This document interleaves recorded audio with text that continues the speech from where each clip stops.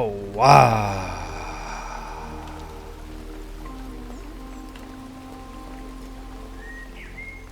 What it do, cons?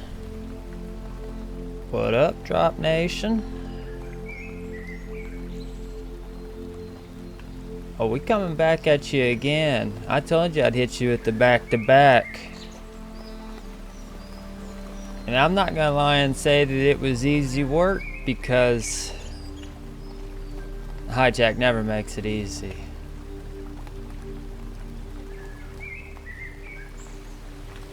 But as I said before, Babel no more. Babel no more.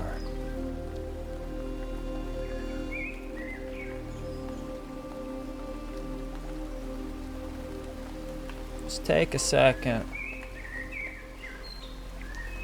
Just soak in this map.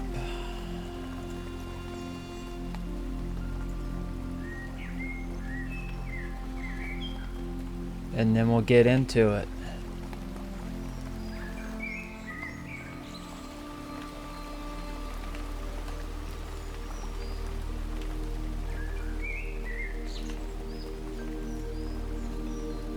And before I get into the translations, I want to look at something again here. Something dawned on me after I just finished that last video. Hit me like a ton of bricks. Mama slapping me upside the head. And again, there's layers to this understanding, and I'm starting to get in here pretty deep. I'm peeling back these layers, this onion here, and we're getting deep. We're getting deep, cons. So as you see, what we would call the North Pole, which looks nothing like what they show us today. Just got a void up there today, but here in the Urbano Monte Map, I was looking at a video, and I didn't get 7 seconds into the video before I had to pause it and come back to look at this. And so this image here, you have your longitude and your latitude. You got your 90, and that's where it stops on ours, is 90. They won't give you anything after 90. They say that 90 is where the points intersect. But here on the Urbano Monte map, we see that it's G. And I've said before, and I'll say again, and I'm going to stand by it until someone can prove me otherwise. I believe wholeheartedly this G stands for Jerusalem. With the G, the letters are interchangeable. One letter rule change.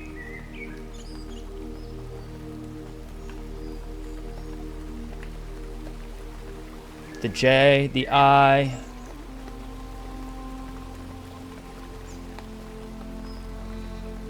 the E to a G. And so, I said before that you've got these points coming out, and that was representation of what I believe to be the North Star.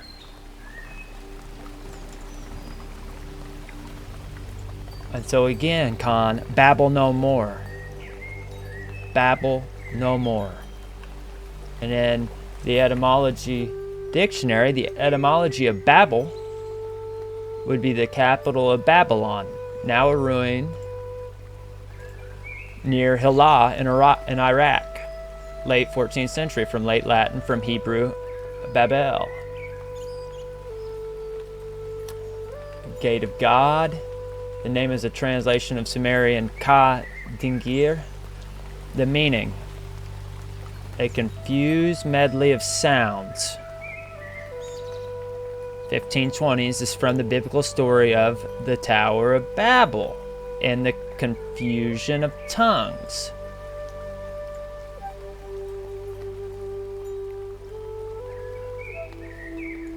The element Bab figures in other place names across the Middle East, such as Babel Mendeb, the strait at the mouth of the Red Sea. And we're going to get into that Red Sea here real quick, so just hold on, because we've talked about the three Indias and and how at the time that there was, you know, India superior. You had three Indias, or three Indies, or three Indius, or three Indios. And that Ethiopia or Abyssinia, also a broad term, and I would say that there were multiple, 2 or 3 of them. Like you have Asia Major, Asia Minor, Arab proper, Arab improper.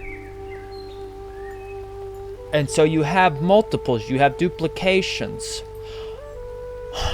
You have essentially an East and a Western hemisphere, as they like to show. And so I believe that those are copies or duplications of another for the most part. Very similar, very similar. Not the same. Not the same. Don't get it twisted. Definitely not the same. There's a reason why there's a superior and an inferior. There's reason why there's a major and a minor, a proper and an improper. Okay? Let's not get it hijacked. So, something that Manly P. Hall said, and I quote, "When the human race learns to read the language of symbolism, a great veil will fall from the eyes of men." And so let's just go right into that, because a veil was lifted from mine immediately. As I saw the quote in the video, it showed that quote, and then immediately it showed the cross of the Rosicrucians, the Rosy Cross. A rose cross with a fleur-de-lis design on its spokes. Okay?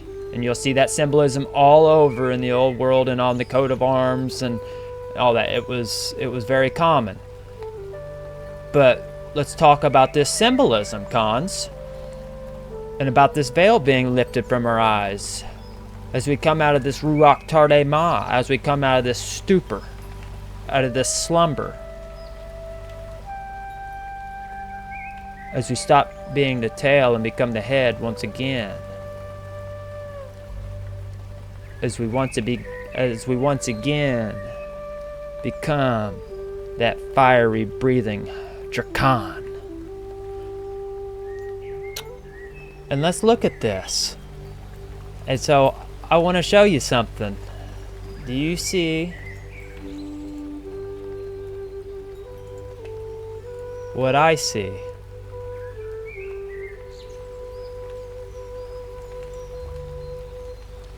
Do you see it?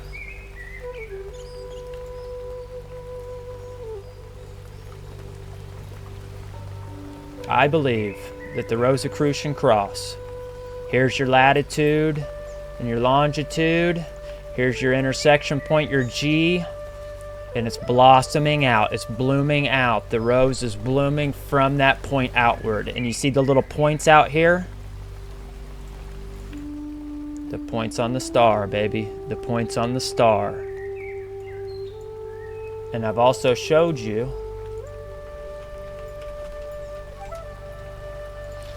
that even Google Earth can't lie. They want to lie. Boy, they want to lie. But they can't.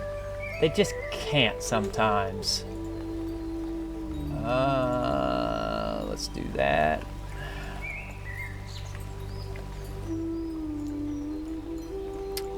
And so since it wanted to introduce me, that's fine. I've got nothing to hide here.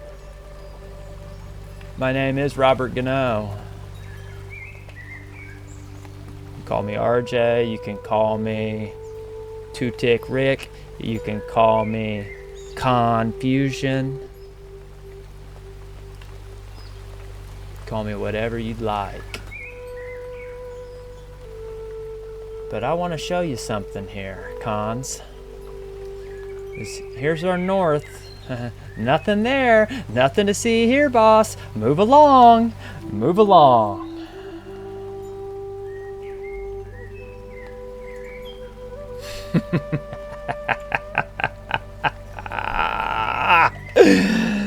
Here we go.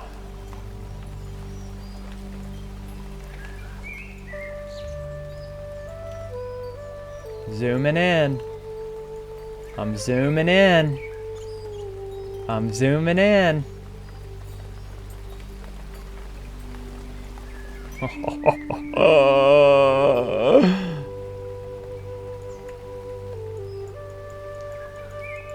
all up in there. Okay, hang on here. Coming back out. I was in too far. I was in too deep. All points are intersecting and coming out. I believe that everything blooms or blossoms out. The energy sprouts from this point.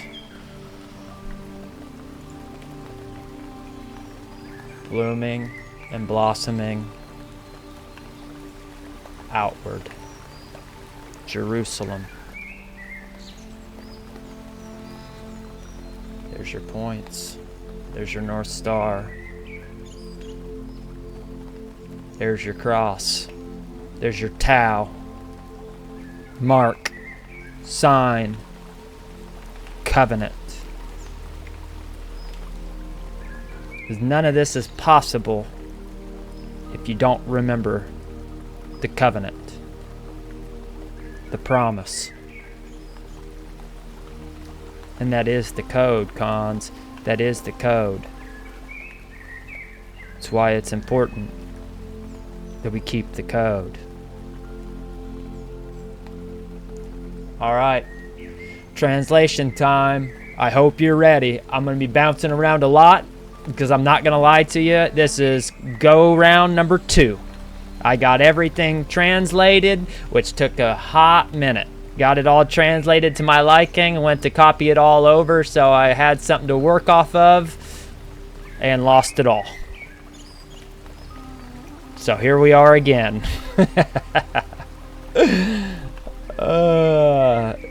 Sometimes things don't come as easy as we'd like it to, or as it should be, but a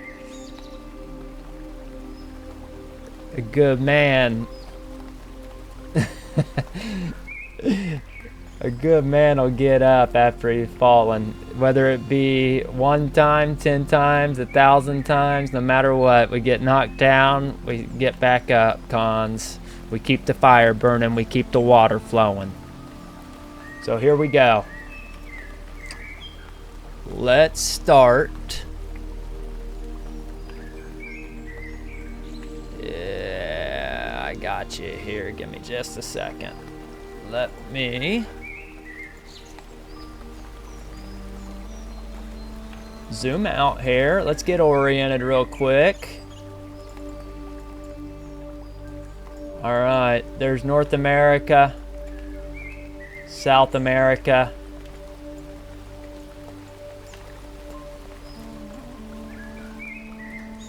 Russia, China, Africa, Antarctica, around the outside. All right. So let's start. I know I did this in the last one, but I feel that it was a little off. So we're going to get right here real quick. And I mean, why not start with what popped it all off anyway? As again, I don't believe that all roads lead to Rome, even though Rome is intertwined with this, but all roads lead back to this priest king, this priest Khan, El Prester Juan, right here. The regal Negro. Seed Royale. Let's go.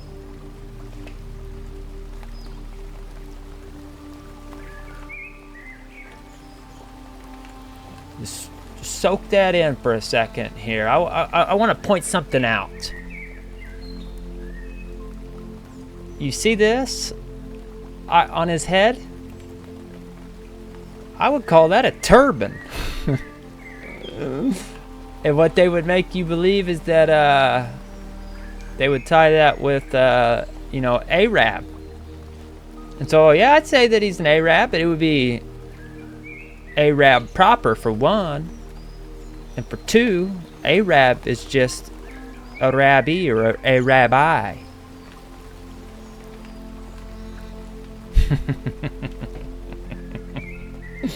Shout out, Con Drop. Shout out, Drop Nation. Let's keep the water flowing here.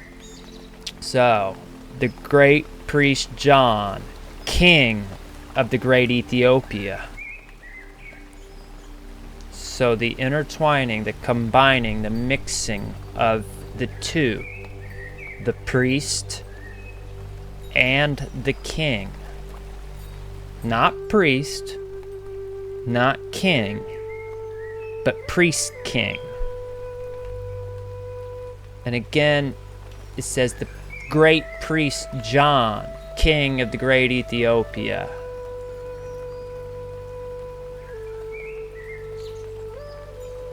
And John, again, would be a title as well. Dodge the titles.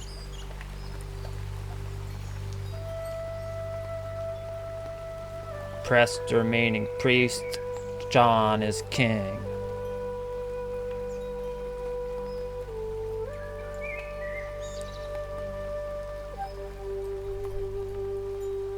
The Black King of Ethiopia. Again, we've gone over this before. Repetition breaks the spell. Ethiopia was a broad term for dark-skinned, sunburnt, fiery-looking, copper-colored Khans. Copper-colored Khans. Okay. So, again, the old name for Ethiopia was Abyssinia. And the slang term for Abyssinia was, I'll be seeing you. And I can't wait. Oh, I can't wait. So let's start over here in this scroll right here.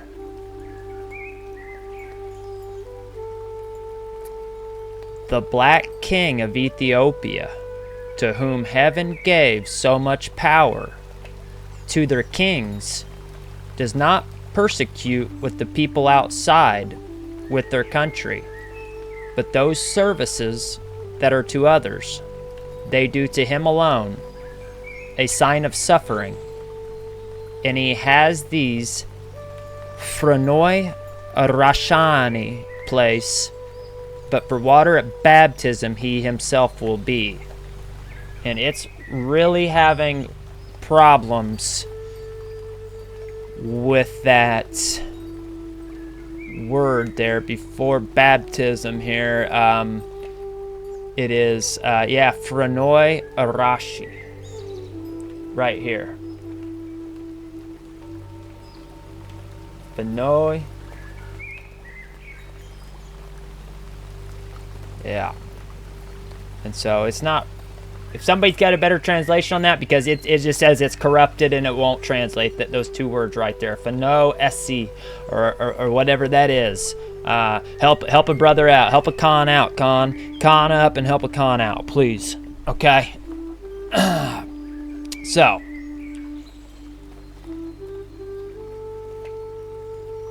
So much power. It says that he gave it away.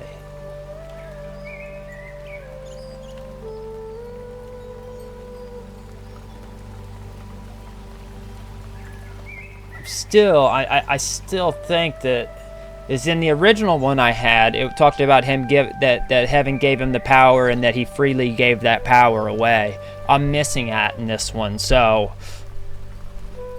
we really need to hammer this one home, and maybe just go actually letter by letter, word by word, and really go at this one to see if we can't get it translated perfectly. And if I'll do it, I'm not above it. I'll do it. I'll get to it. We'll come back to it, because I couldn't get an answer on that word there. So.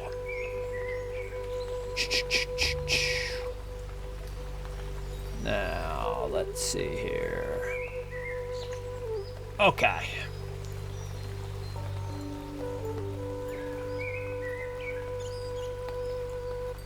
Find my place here. And like I said, we're going to jump around here a little bit, but I'm going to hopefully, I think I got them all. I hope I did. I hit all the rulers on the first video, so if you want the translations on the rulers, rough translations I should add, go get the video, cons. Go get the video. I need Italy. I'll get it spun around here as soon as I find my spot here. Did I really go the wrong way? Of course I would have. I guarantee I was right next to it and went the complete opposite direction.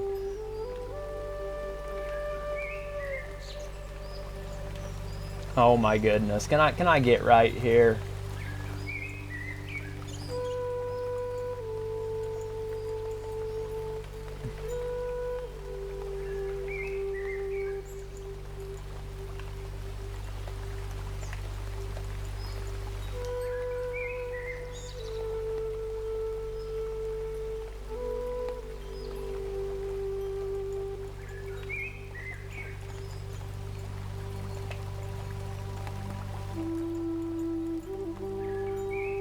There's no way. Where am I at here?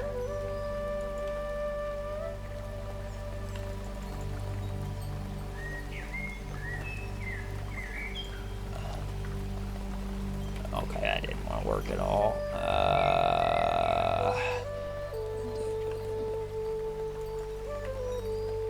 Italy, Italia. I guarantee I flew right on by it at some point. There's Spain, Florida.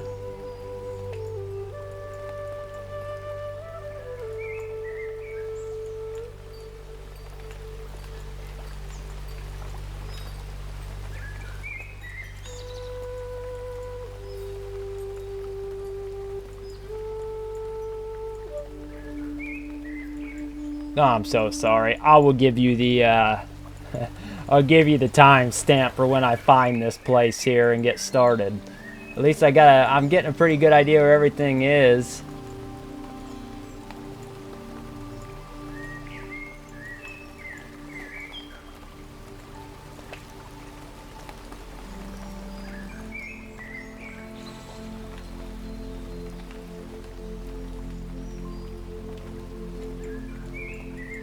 I'm gonna lose it here in a second, I swear.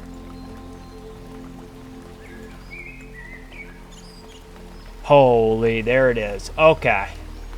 Where is that at? Right next to the Prester? Oh, it was. I went all the way around the other way. And then I passed it up in a hurry. Okay. My apologies. My apologies. Let's continue. And again, like I said in the first video, if you missed it, there's a lot of hijacking here, but it's old enough that there's a lot of babies in the bathwater. And what I mean by that is there's a lot of truth that was left in here that they didn't think to take out at the time because it just wasn't. They've slowly, methodically taken out the things that they wanted out so that they could spin their narrative and weave their web of lies and deceit in order to mentally trap and enslave us all. But you know what? We break free. We break free of the mental prisons. We break free of our own self-suffering and self-sabotage. So here we go, cons. Remember, dodge the hijack. There's plenty of it, but there's So many interesting things I'm going to get to in here. I cannot wait. Here we go. Of Italy. For the province of Italy, which with its boundary extends from all parts of the world. It extends and stretches for a distance of 3,000 miles in length and 1,000 in width. It must be known that all of its space, which is encompassed by its boundary, is divided into 9 provinces, which are as follows. The first province is Liguria, in which the city of Genoa is included, in the entire Riviera of Genoa up to the river Don. And this province is the most noble of all the provinces of the world, not only for its nobility, but for its universality. So universally, essentially. And because it encompasses the entirety of the world, the second province is Lombardy, in which the city of Milan is included, in the entire province, in the entire Riviera up to the river Po. The third province is Tuscany, in which the city of Florence is included, in the entire province, in the entire Riviera up to the river Arno, Arno, Arno. The fourth province is Romana, in which the city of Bologna is included, in the entire province, in the entire Riviera up to the river Reno. The fifth province is Marche, in which the city of Ancanoa is included, in the entire province, in the entire Riviera up to the river Tronto. Tronto, Tronto, Tronto. I see that they had that reminds me of like Toronto, and then they had another word up there before that seems like something else similar. Here we go.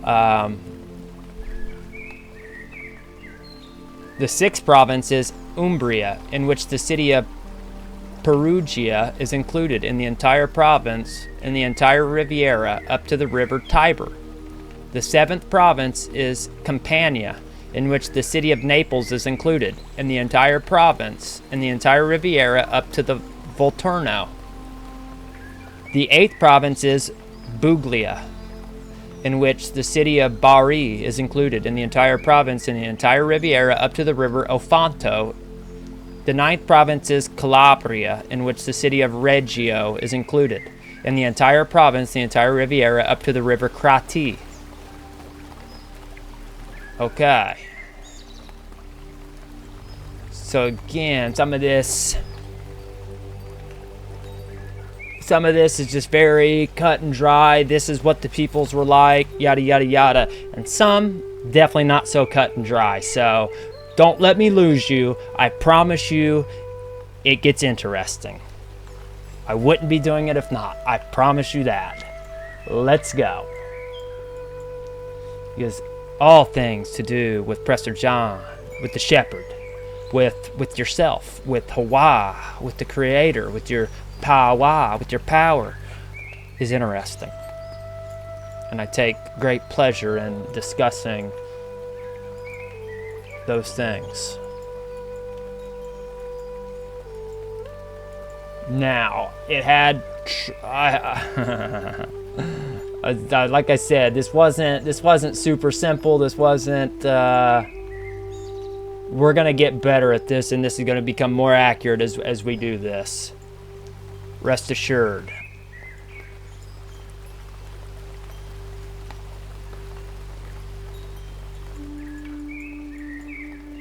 Okay.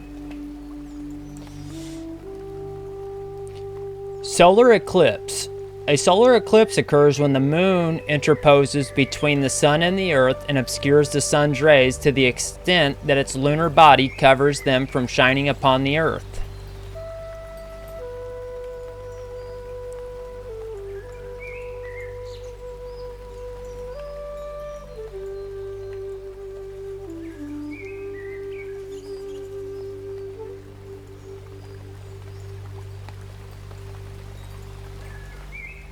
Oh wow, they're not even hiding that.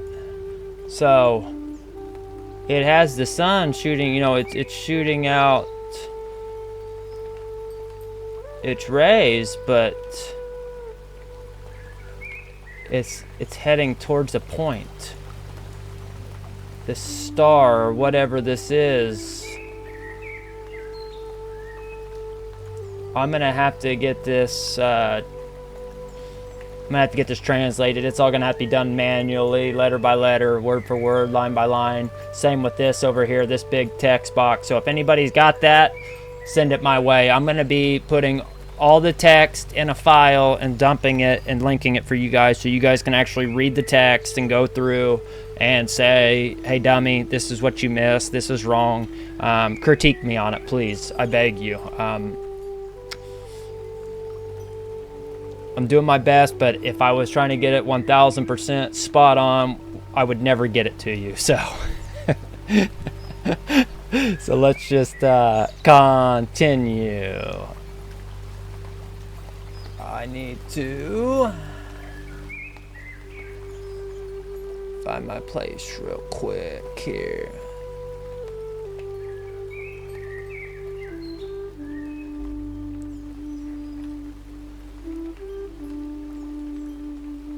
Okay. Again, just say soak in this map while I'm lagging behind here. Just soak some of this in, because it's incredible.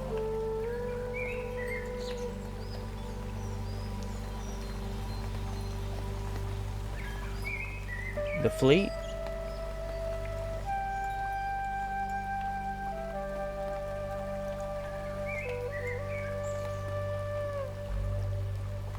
The Strait of Magellan, and it talks about him discovering it in 1519. And as you see, you know, I-5, I-9, and so I know that I don't know. I'm still on the fence about that. On the I, the J, and all that before as the one.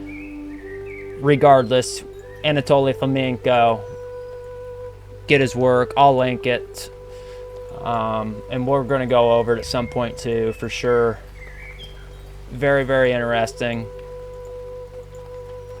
Talking about the timelines and how they've been manipulated. Phantoms and duplications.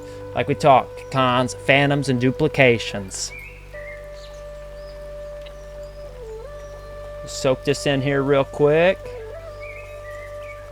That's supposedly the man right there himself, Urbano Monte. Kind of looks like my uncle or something, man, not gonna lie. I'm not so sure about the collar around the neck. I don't know, but it seems like that might be Unk. You know what I mean? I don't know. Definitely hijack though. Hijack Unk. You know, on the one side. You know, on one side you got the hijack. On the other side you got the code keepers. Little mix of everything. You know.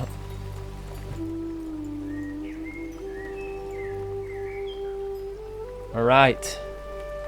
Beautiful, beautiful image again, and I would say that this is showing you duality. It'll show you, and it'll flip-flop, it'll mirror it. And so, again, when we get into this whole Red Sea thing, and these Ethiopias and these Indias, and these Arabs and these Asias and all this, you're talking multiple, 2 or 3. Could be more than that. Don't. I'm not going to limit it just to 2 or 3, but that is normally what I've seen is 2 or 3. All right. Discreet and kind readers. This world map is made in the manner of a flattened ball that is the lower part extended and widened equally around the point, in the middle of which is the figure of the Arctic Pole. And in the circumference, which is reduced to a point, one must imagine that in all parts of the circumference there is the Antarctic Pole, which point reducing together, or imagining which point equally the bridges and it is made after.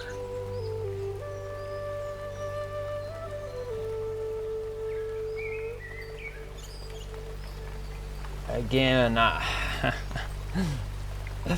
it's definitely well past post. It's definitely post hijackery, but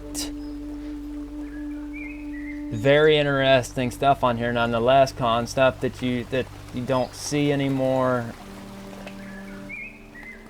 Just super interesting map.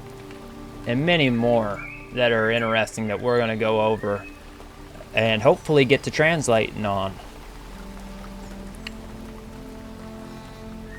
Okay, here we go on this right here, on this little scroll.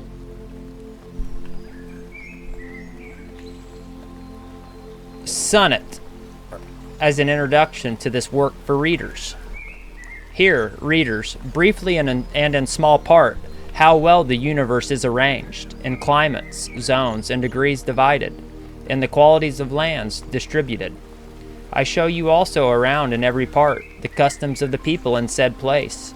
If you read with a grateful spirit, satisfying the eye with delight and art. Additionally, in this our world map, how miles, nights, and days vary, showing different and diverse degrees. And in the corners then, adorned circles, the names of the winds and other qualities, with 2 eclipses I show you in those. It is doubtful if in an ink work one can find such in our century. So he's saying that it's doubtful you'll find anything like this, any kind of work of this magnitude, this detail, in this century. And I happen to agree to a certain extent. It's definitely detail beyond all detail. It is incredible, and what I would like to show you here is that you have Filippo Max of the King Philip, and it shows the coat of arms right here on the shield. Let's just soak that in real quick. It's beautiful. It's, even the detail on the shield, the coat of arms on the shield, all these. You can't tell me that he didn't see these people in this manner and draw them normally. Like, it's too detailed for it to just be made up of his imagination. I'm sorry.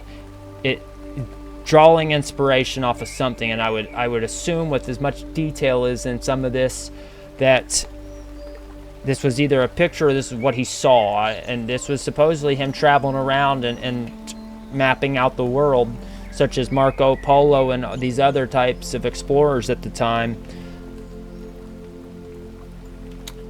And here you have the guy with this turban type deal on, and you can tell he's of like some significant royalty or, you know, something to the king, or of somewhere. It looks like he's somewhere, like he's not with them, but that he is presenting to the king as he sits in his chair on his throne with his guard next to him, and he's showing them the map, and he's pointing the way to Peru.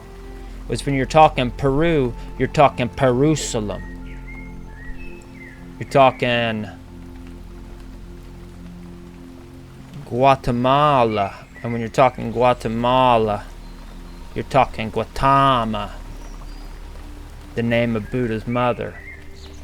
So you're talking Holy Land, boss. You're talking Holy Land. Peru, pointing over to India, superior. The land of El Prester Juan. Now, whether this map wants to predict that, or depict that and show that or not, like I said, hijackery. But let's continue. Okie dokie. Let's. I gotta get right again here. That's not it. Okay.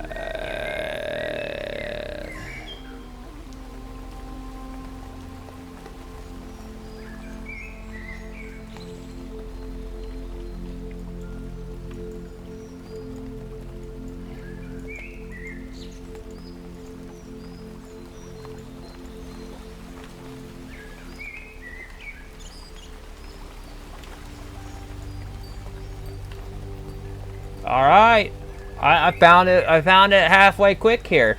And again, like I said before, Montezuma.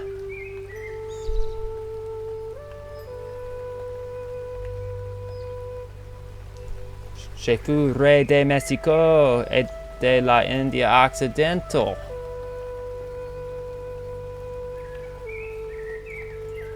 Talking Montezuma.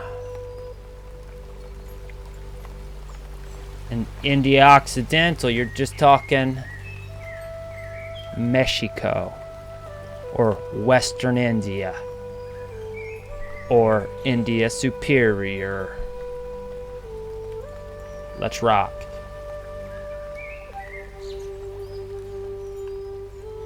Let's not rock. Let's flow. Let's flow. Let's flow. Let's continue here. So, under here, of the Western India and of Mexico, now called the New Spain by us, was this king of all, by us. So he tells you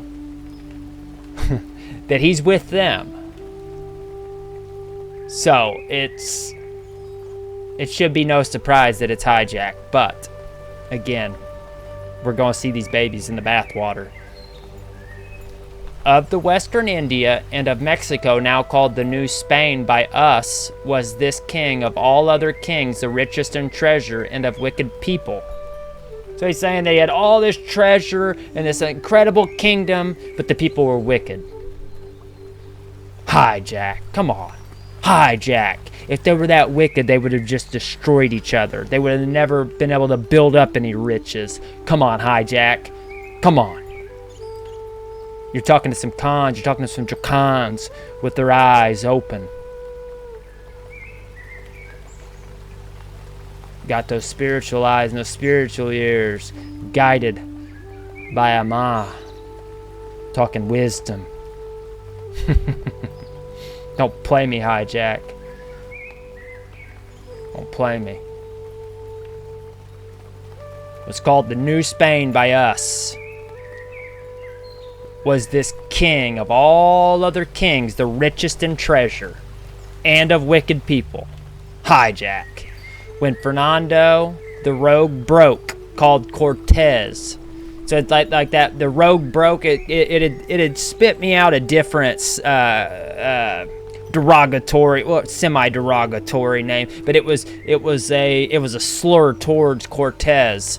So it says when Fernando, the rogue broke, called Cortez, who made that conquest to Charles V, Roman Emperor, great, invincible, mighty, every plain.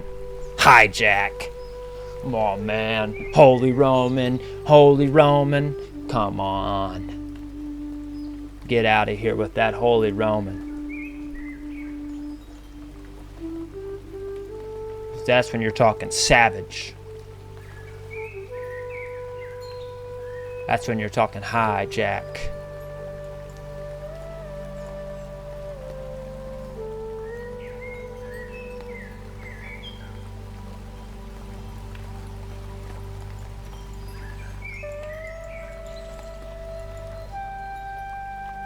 We're going to jump back to that Mexico, don't you worry, Khans.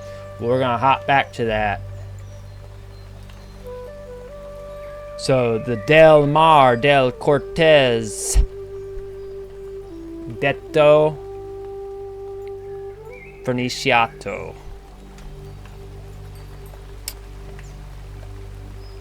Which translates, of the sea of the courteous, called varnished. The sea is called of the courteous because it was discovered by the first captains of Fernan Cortez. The water is red like that of Egypt. The water is red like that of Egypt. The water is red like that of Egypt.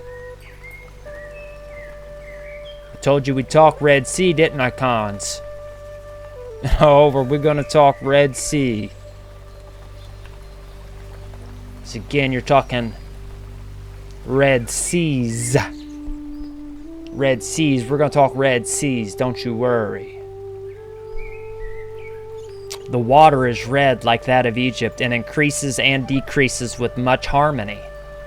There are for that coastline small volcanoes, There are the bare mountains with the slightest grass.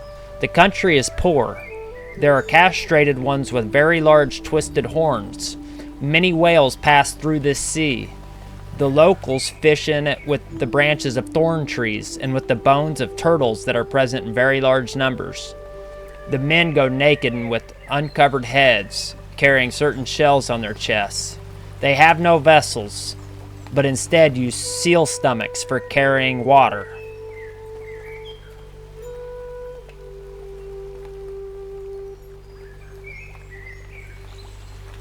The Red Sea, like that of Egypt, Khan, huh? In the Del Mar del Cortez?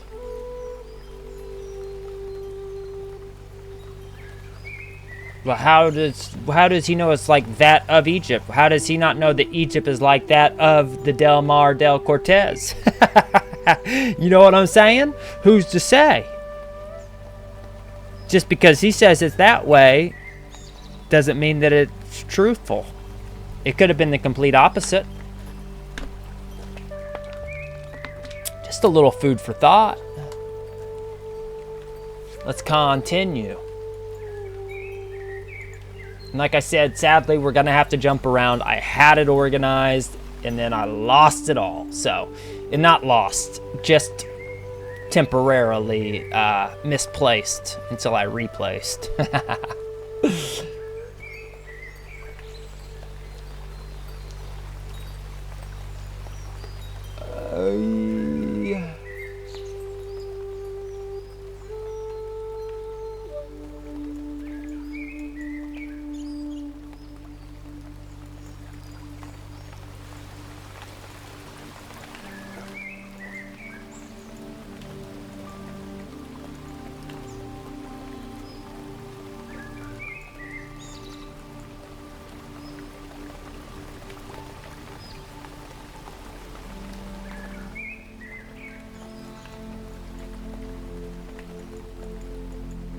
All right.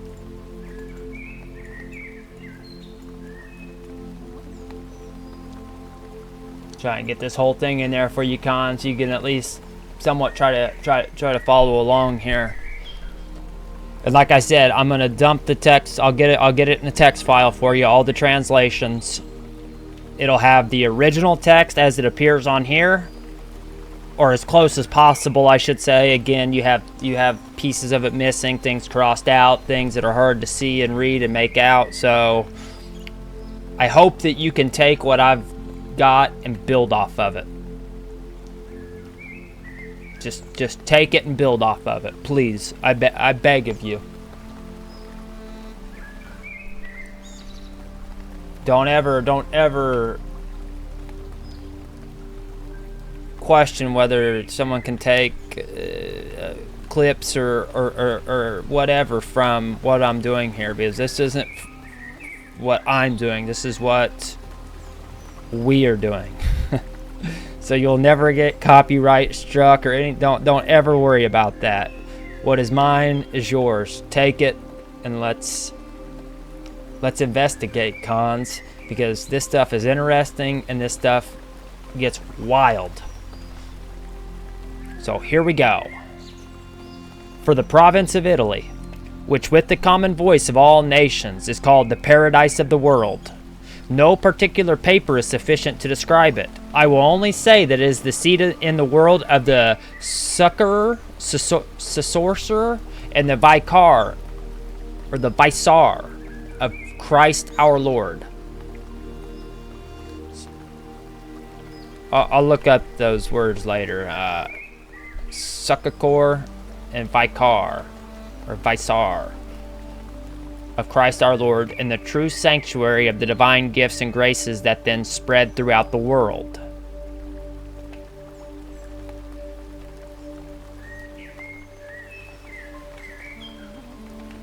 This province was very vaguely described by Petrarch when he said, "The beautiful country that the Apennines divide, and the sea and the Alps surround." The natives of this province can be said to be the closest to being called supernatural in their ingenuity and the liveliness of their bodies, more so than any other nation in the world, not only in these times but also in the past. in which they were the pride and patron of the universal church spiritually, then were the Lord of the world temporally. Then were the Lord of the world temporally.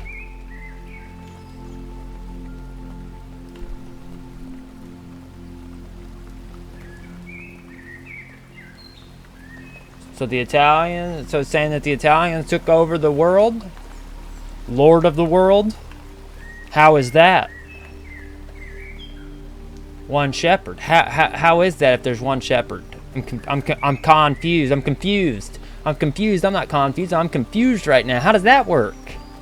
How does that work? If you have a King of Kings, Lord of Lords,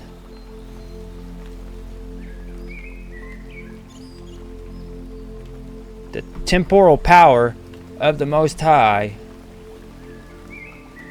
then how is it that the universal church spiritually then were the Lord of the world temporally? Hijack. That's how. Hijack. That's how. Hijack. That's how.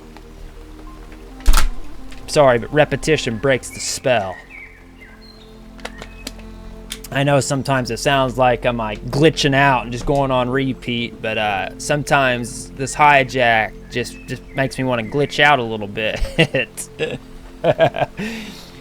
Okay, I think I'm heading back this way now. And if I chose wrong, I'm gonna be mad at myself here.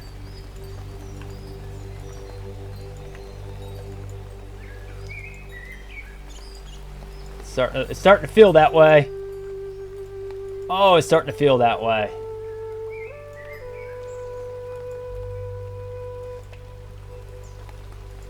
Getting close.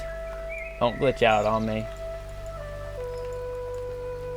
Like we have to be close. We don't have any other choice but to be close.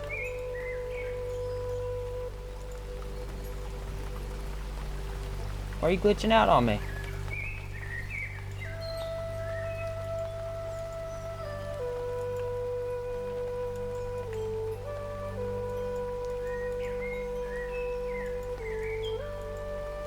I'm sorry, some of the more interesting stuff's gonna be on the tail end of this, but it is what it is. Like, I'm trying here. I really am. I wish that I had it the first time, but that's okay. Here we go. Here we go. Here we go.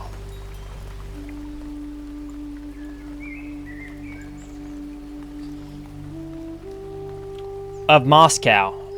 It is a very large country, so called from the Moscow River, added by its particular powerful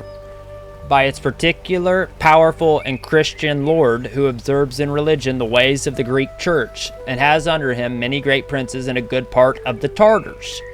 It is a flat country with many forests, swamps, and rivers, and exceedingly cold, so that many kinds of trees do not thrive except for the cherry tree, as many affirm. In these country the elk is found, which we commonly call the great beast, similar in form to a deer. They say that making rings from its claw and wearing it on the neck is beneficial for princes and other particulars. But they say it has no virtue if it is not cut or taken away before the beast is fully dead. Ho-wah, ho-wah!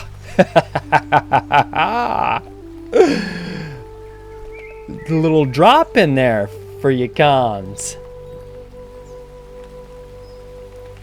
It's talking about the great beast, which is the elk that is similar to a deer.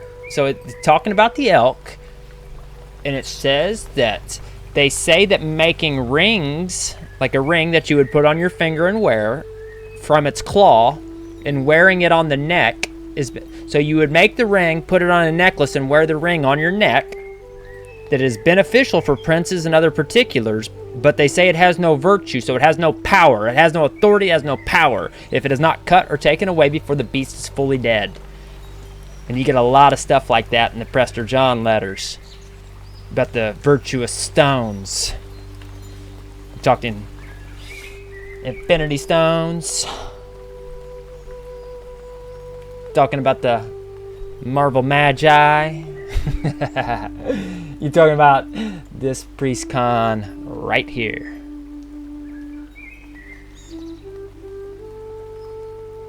The superhero, the Avenger.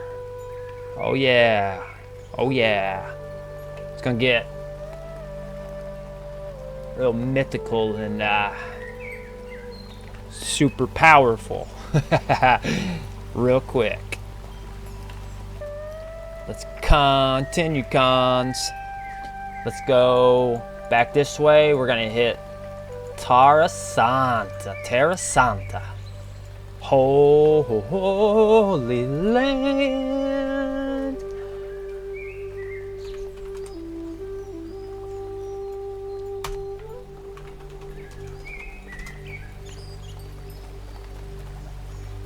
Terra Santa is a Latin phrase that translates to Holy Land or Holy Ground. It is a term that can refer to the land where, dodge the hijack, Jesus lived, which includes Israel and Palestine. It can also refer to the holy grounds of the Pontiac Shrine. But hold on, cons.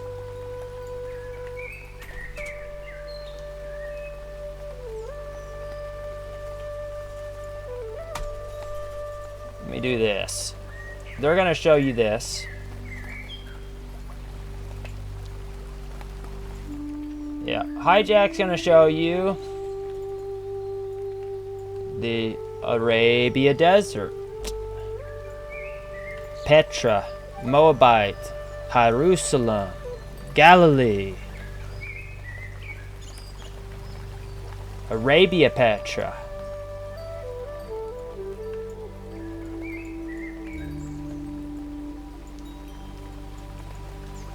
Egypt.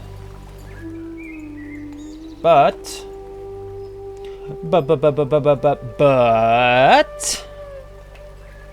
I'm not buying that. I'm not buying that answer. I'm not buying it, cons. Fool me once. Shame on you. Fool me twice. And shame on me. And there ain't gonna be no more shame, con. No more. No more babble.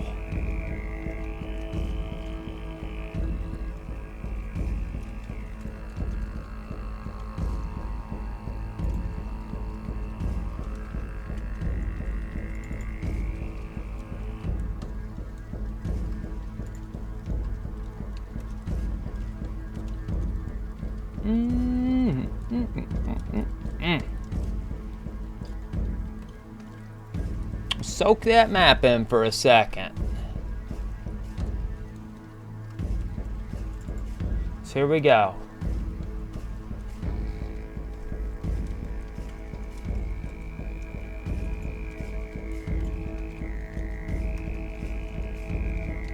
And this isn't the only map depicting Terra Santa, or what we would call Terra del Fuego, or burnt lands, hot lands, fiery lands, or as I showed you before, from the J. Herbin colors. Let's just get that real quick. J. Herbin, Terra del Fuego. Fue is also fuego. See how they get you here, cons? Fue is fuego.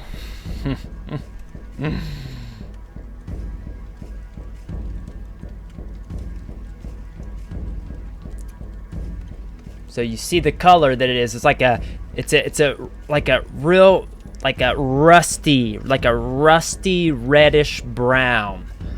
And it says that he made this and he labeled it, he named it Terra del Fuego after the land of fire, or Terra del Fuego.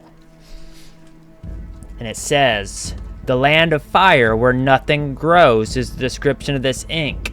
So it's a burnt brown with reddish undertones. The land of fire where nothing grows. Terra del Fuego, the land of fire where nothing grows.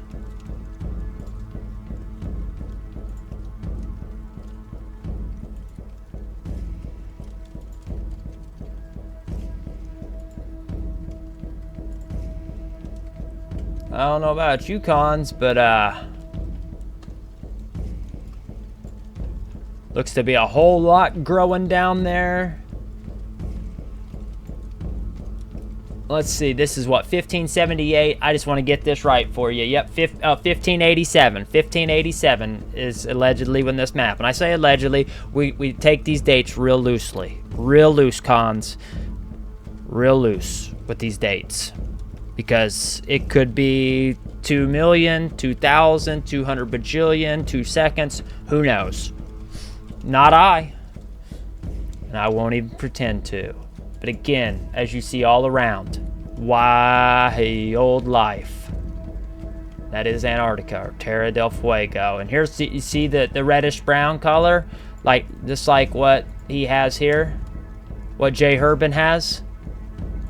Same color, cons. That's why I was so confused, because like you had the green and you had like the sandy colors. And you had like, so you would quickly understand it. I think something happened here too. I think that... Oh, we'll get back to this, but somewhere on that map there's a sun that's burning up, and because of that, like, it's doing something, and I wonder if something happened with the sun and it's burnt the land up or something. Who knows? I don't know. I do know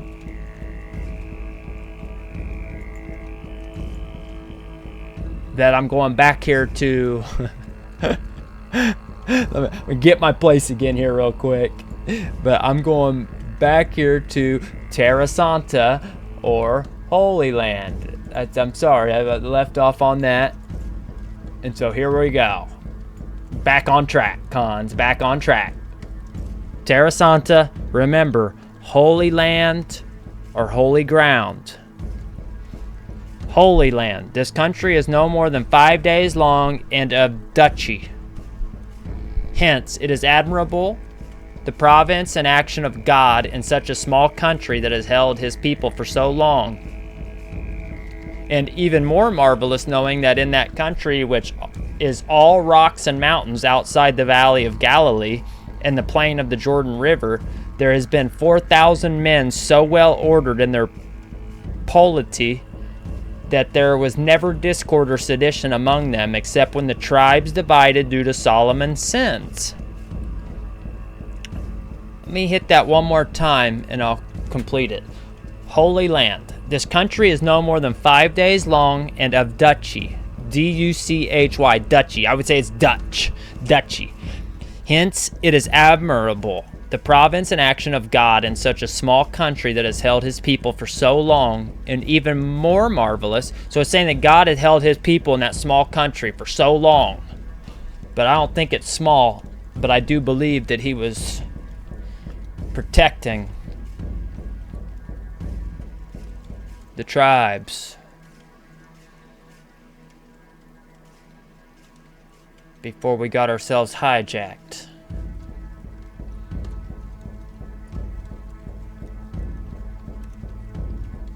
But we reversed the curse, for we are waking up. We are beginning to see clearly.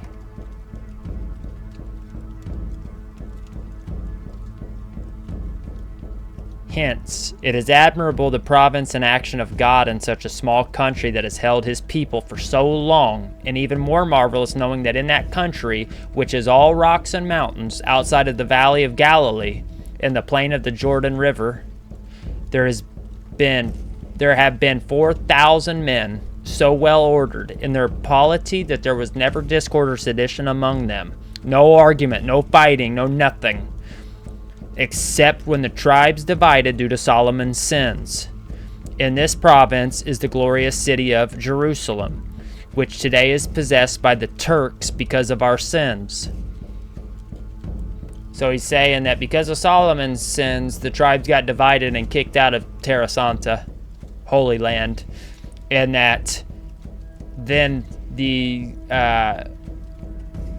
I'm drawing a blank here, but whoever Urbano Monte was under, he's saying that then whoever his people were, they became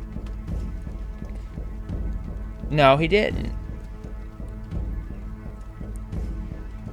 Oh, yes. So he says, In this province is a glorious city of Jerusalem, which today is possessed by the Turks because of our sins. So he's saying that the tribes got kicked out and they were in. And then they sinned and then the Turks got it. Real interesting. Real interesting. You tell me what you think about that, because my head's spinning from all this right now that I haven't had time to sit on these translations and meditate at all on them. I'm trying to just give them to you before I end up screwing it up again and losing them again. So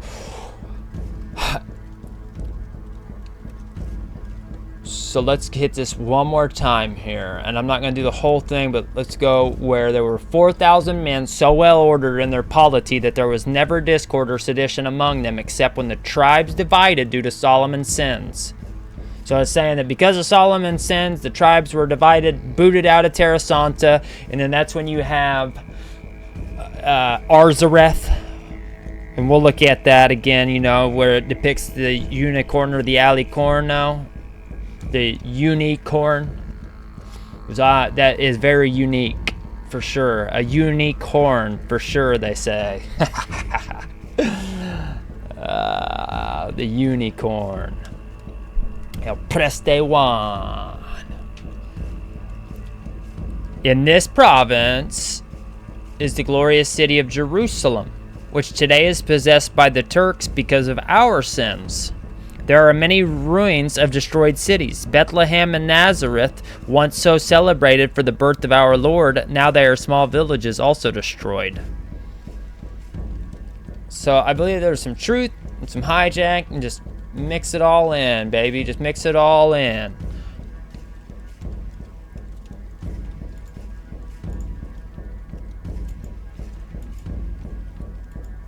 Some very interesting things nonetheless. Because it's going to get even more interesting.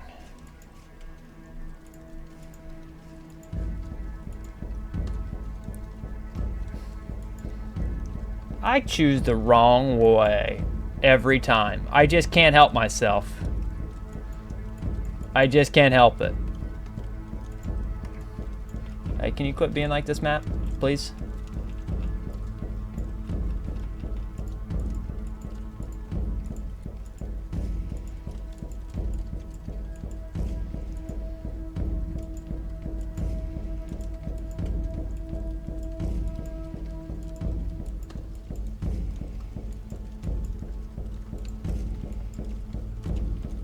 It's a big map too, guys.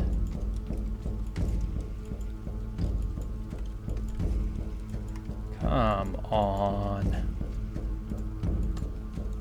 Here we go.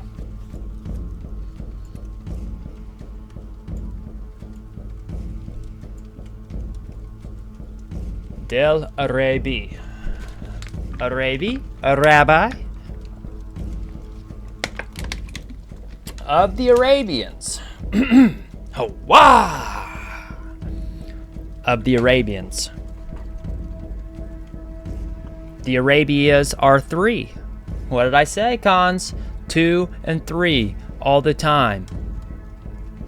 All the time you'll have pairs of 2 or a set of 3. India, superior, supreme. Maximus, major. Whatever you want to call it, the superior, the supreme India,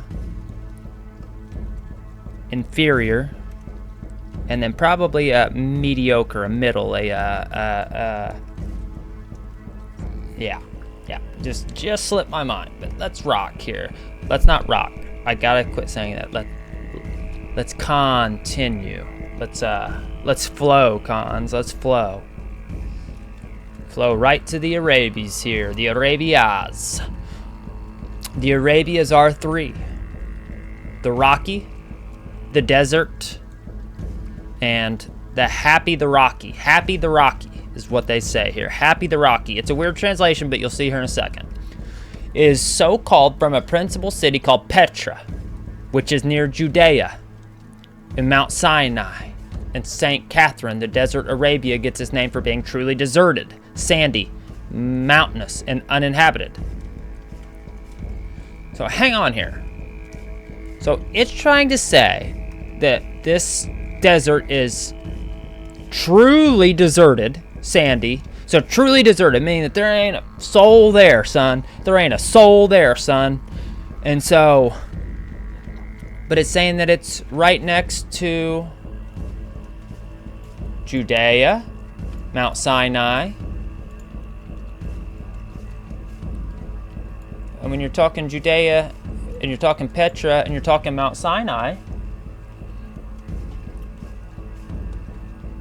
oh boy, where is it? I'm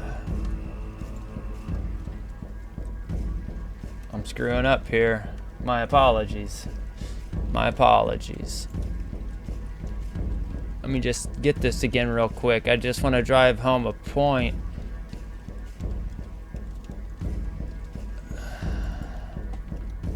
Give it to me. So I'm losing my place here. No, this isn't the one. I'm sorry. I'm sorry. I know where I'm at now. I know where I'm at. We're back. Let me pull it up here.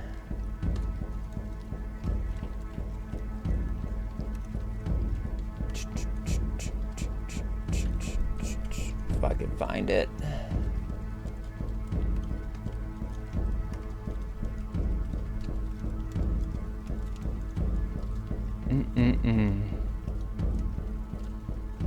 Surf the wave with me, cons. Surf the wave with me here real quick. And in fact, you know what? While you do, I want to just drive home a point while I'm at it here.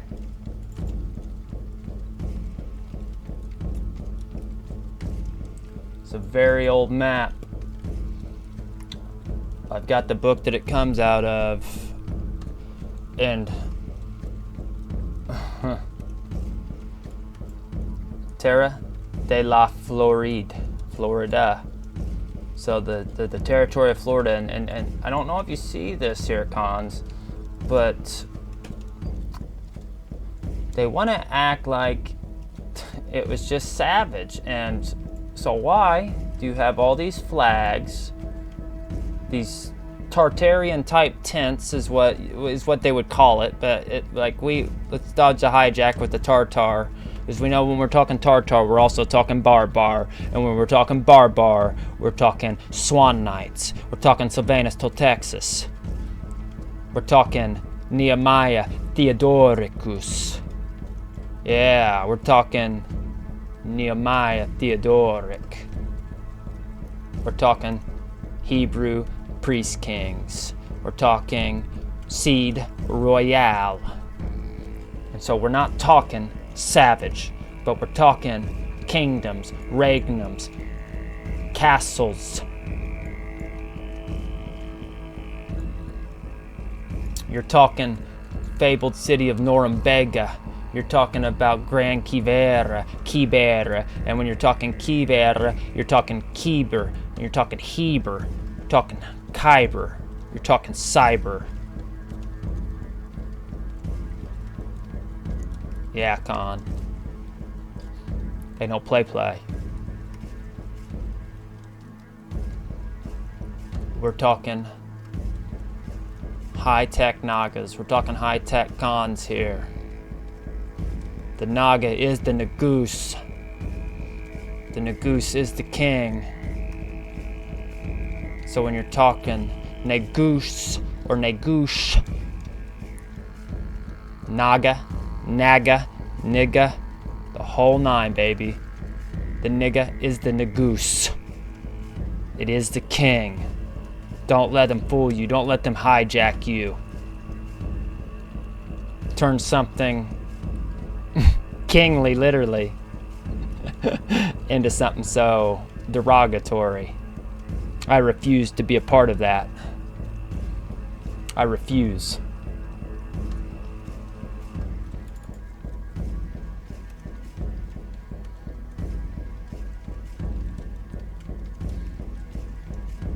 So again, Terra, Florida.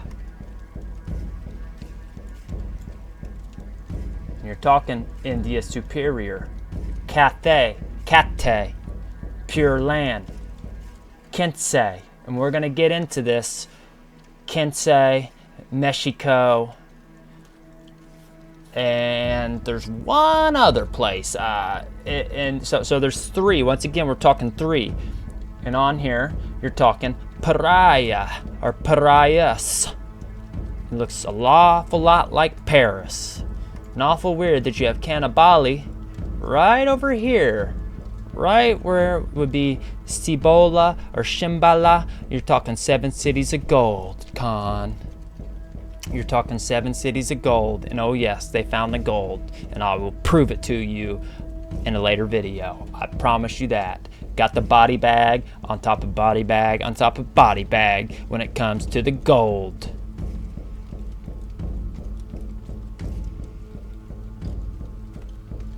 So again, you're talking Superior, India. And this strait, the Strait of Anion, or Ania, is, it's interesting. And I can't wait to show you what I found out about it, because it is mythical. It is mythical in a way. They call it semi-mythical. I'm going to just say it's mythical. It's not even semi-mythical. It's mythical. And we're going to talk about it. Don't you worry. We're going to talk about it.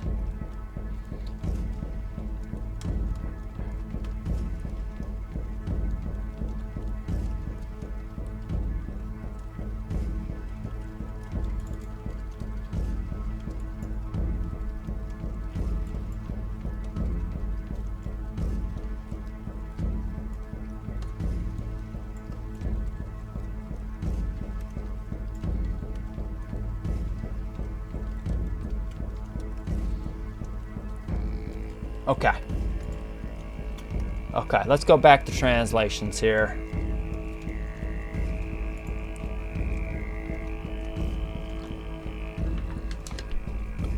So, the Arabias are 3. The rocky desert, Happy the Rocky, is also called from a principal city called Petra, which is near Judea and Mount Sinai and St. Catherine. The desert of Arabia gets its name for being truly deserted, sandy, mountainous, and uninhabited, except by Saracens.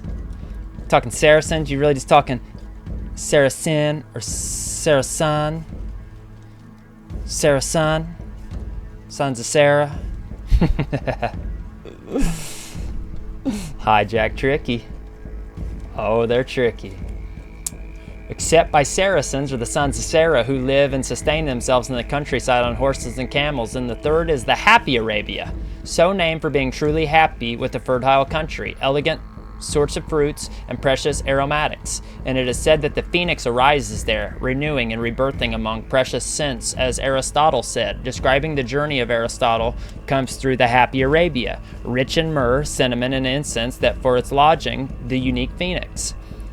In it is the region of the Sabians, called Mecca, and it is populous where one prays, and it is the altar where in a city called Medina is the altar of the impious Muhammad, which the Turks adore.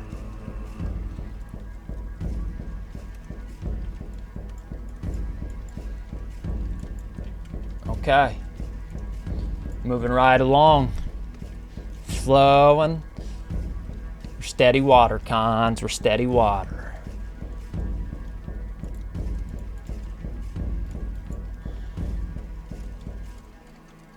All right, of the Scythians. The Scythians are 2. Once again, we're going back to this 2 and 3 thing. I'm just going to keep hammering it home, because we still got to get to the Red Sea. We still got some very interesting things to touch on. The Scythians are 2, one on this side and the other. On the other side of Mount Imaus, these people are more known for their inhumanity and savagery than for any good qualities. They have always lived without settled habitations and without the polity of governing, but almost as slaves, living freely in the countryside, robbing and eating human flesh, horses, raw meat, fish, and such things. And they are said to have come out of the forest. Some say, how many are these people? Some very fierce, so much by nature they are of those countries. They are worse than those of almost any other country in the world. Today, all the people of Scythia, and Scythia is the old name for Tartaria. Okay, so when we're talking Scythia, you're talking Tartaria. But again, we'll get into it. Today, all the people of Scythia are known under the general name of Tartars. See? I didn't even see that. Here we go. And are all subject to the great Khan of Tartary, who in his grandeur titles himself King of Kings and Lord of Lords. But hold on. The Khan of Tartary is who they want to say is Prester John.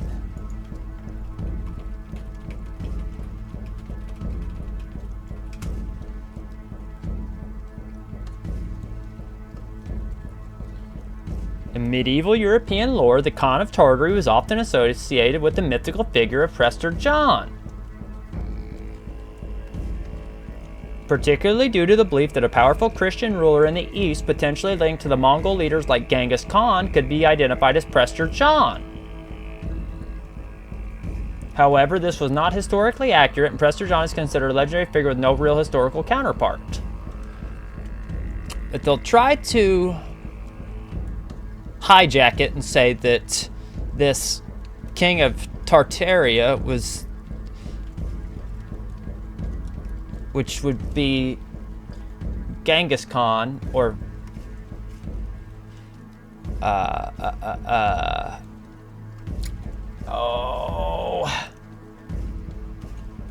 we'll get into that later.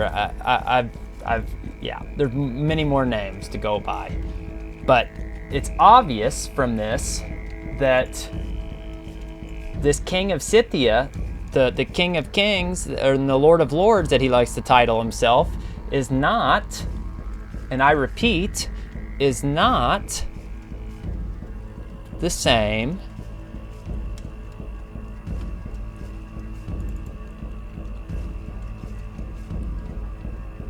as the Prester, as Priest King John. I repeat, is not the same one.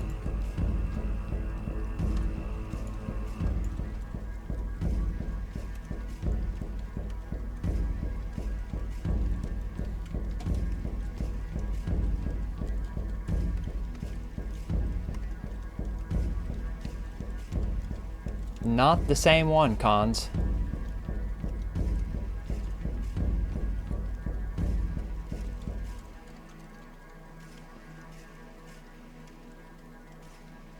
I'm looking for something here real quick.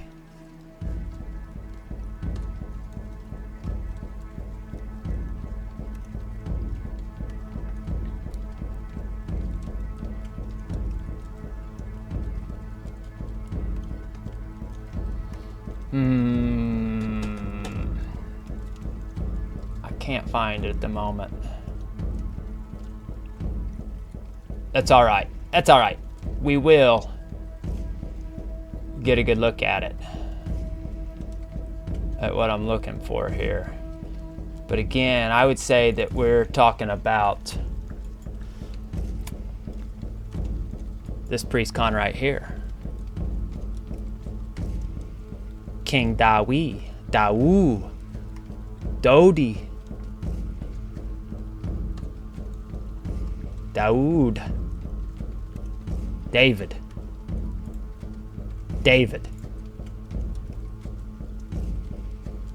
Again, Theodoricus Septimus, which would be Theodoric the Seventh. Talking Nehemiah Theodoric.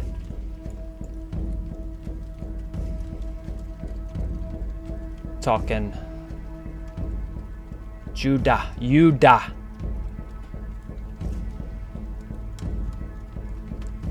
Talking code-keeping priest Khans, the Hebrew priest Khans.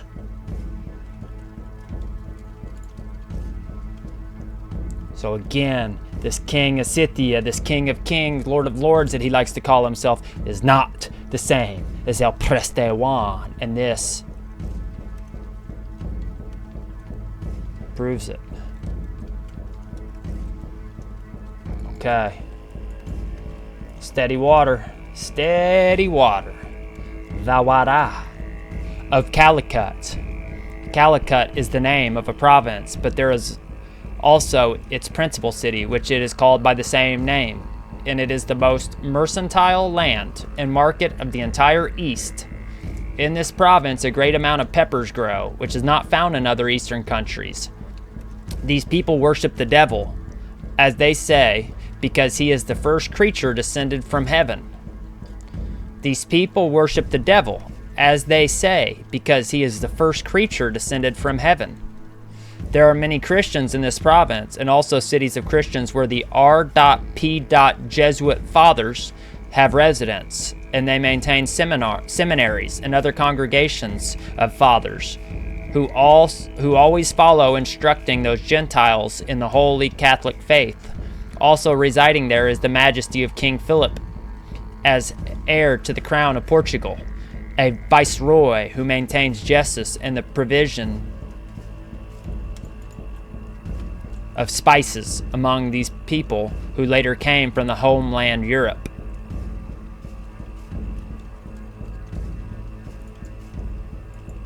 All right, let's continue, cons. Let's continue. Of India.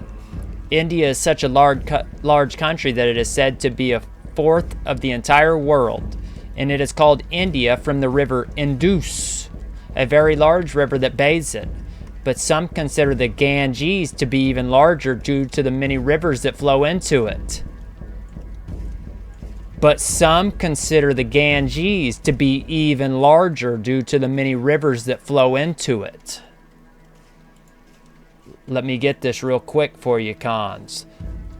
The Ganges. Orientis finds map 1531. It's Orient, Terra Florida. Again, you have Piraeus, which looks a lot like Paris, but up here it says Asia, and Cathay, and Manzi, and Burgi, or Burgi. And right here, the Ganges. Mare, or the Ocean of Magellan down here, and it says America down here, not South America, America. And this says Asia, boss. Asia. Talking Asia Major, Asia proper. Cathay, meaning pure land. And again, the Ganges.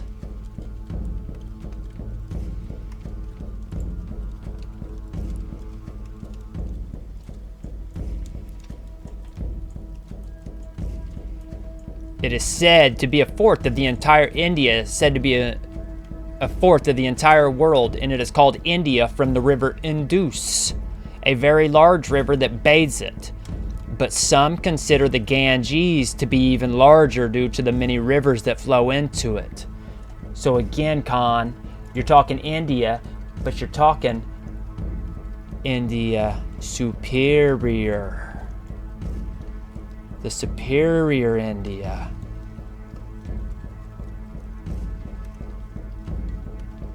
Yeah, Con. Talking India superior. When you're talking India superior, you're talking America. Home of the Americans. Ameri.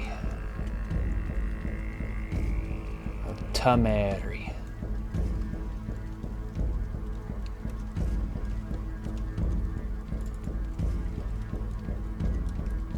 Ganges.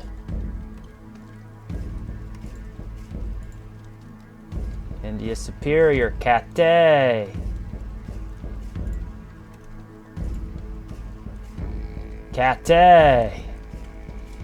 Asia Major or India superior. Home of the copper color Khans. The copper color Indians found here, Khan. The true Hebrew Israelites.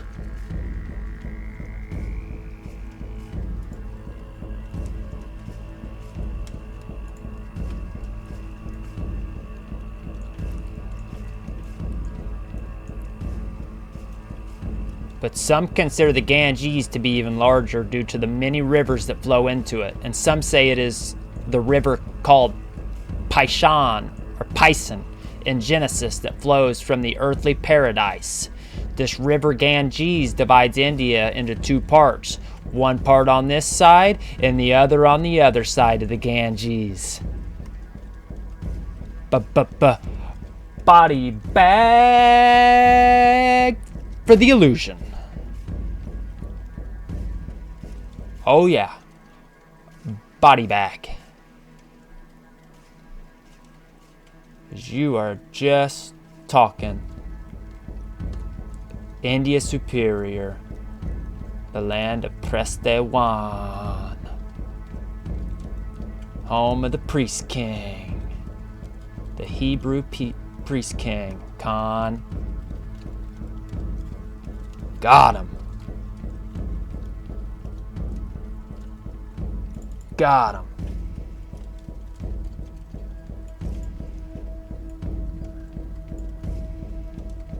Strait of Anion, or the Ganges. Boy, I don't know. That'd be the Rio Grande, I think, maybe.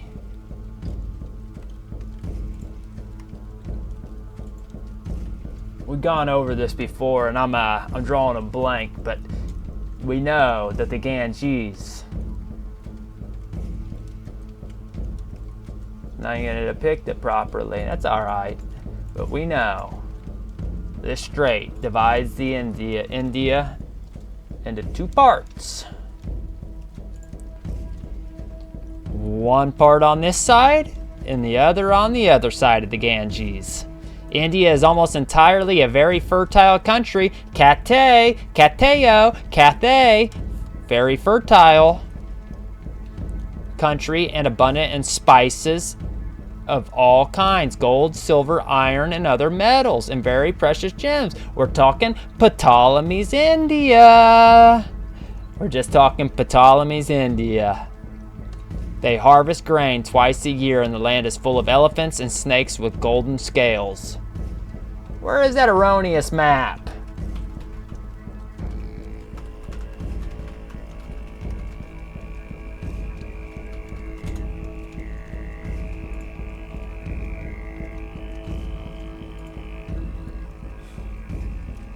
There's gotta be a better one out yet. Oh, yeah.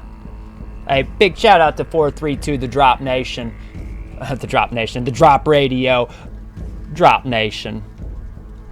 You know. You wanna let me zoom in on it? Come on, Hijack. Come on, Hijack. Come on, Hijack.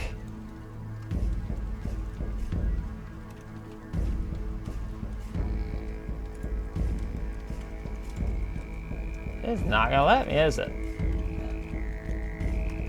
That's all right. We're gonna get it here, because I'm not gonna give up here. Let's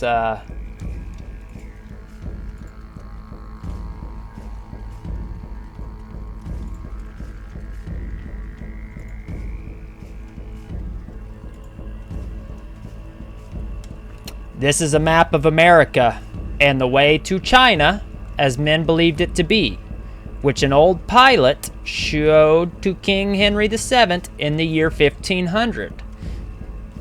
So someone who navigated was a pilot.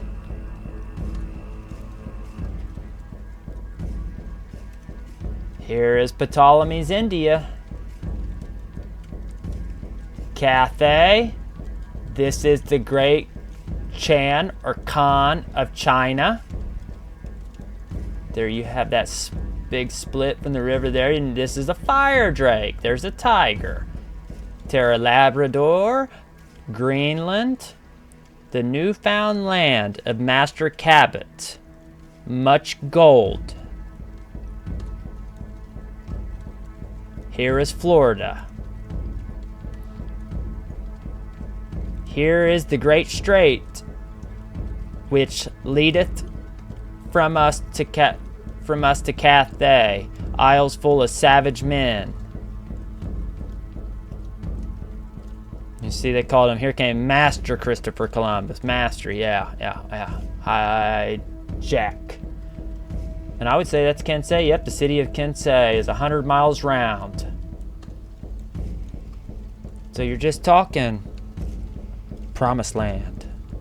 And here at the bottom, let's not forget Terra Antarctica, where be savages, men worship devils.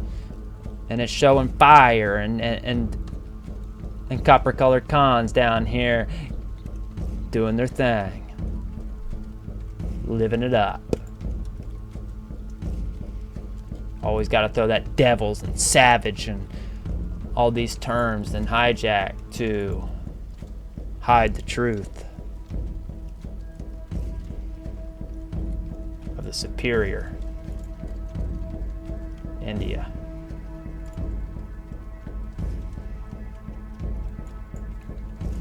All right, steady water, here we go. Of China.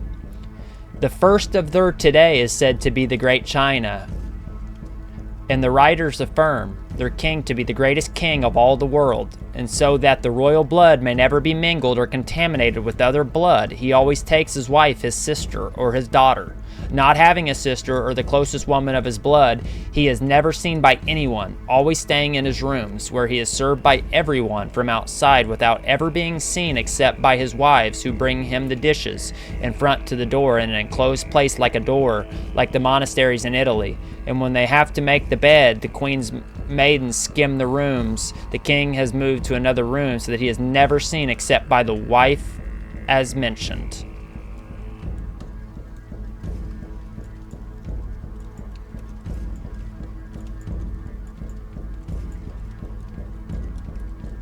Steady water. Of the island Rabat. The island Rabat is very rich and produces gold, sugar, and ginger, and they make white porcelain that does not withstand poison. The majority go naked. They anoint themselves, and they make their mouths and teeth red. The king wears cotton clothes, and on his head a very well-crafted cap. Around his neck a gold necklace, and on his fingers rings of great value. The queen wears a long cotton dress, and on her head a palm hat like a papal mitre. There are flying fish and certain birds like crows called lagain, which put themselves at the mouths of whales and let themselves be swallowed. And when they are inside, they eat the heart and kill them. The islanders are idolaters, but friends of Christians. Very interesting, Con. Very interesting.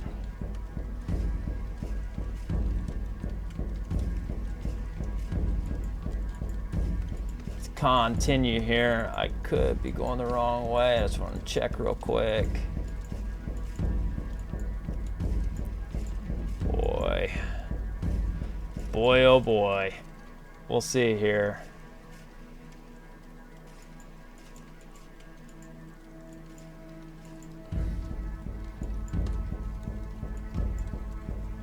Oh, okay, we're good. We're good.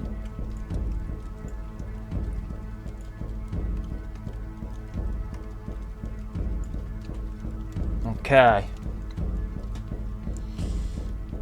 Of Japan. Japan is as large as 3 times Italy.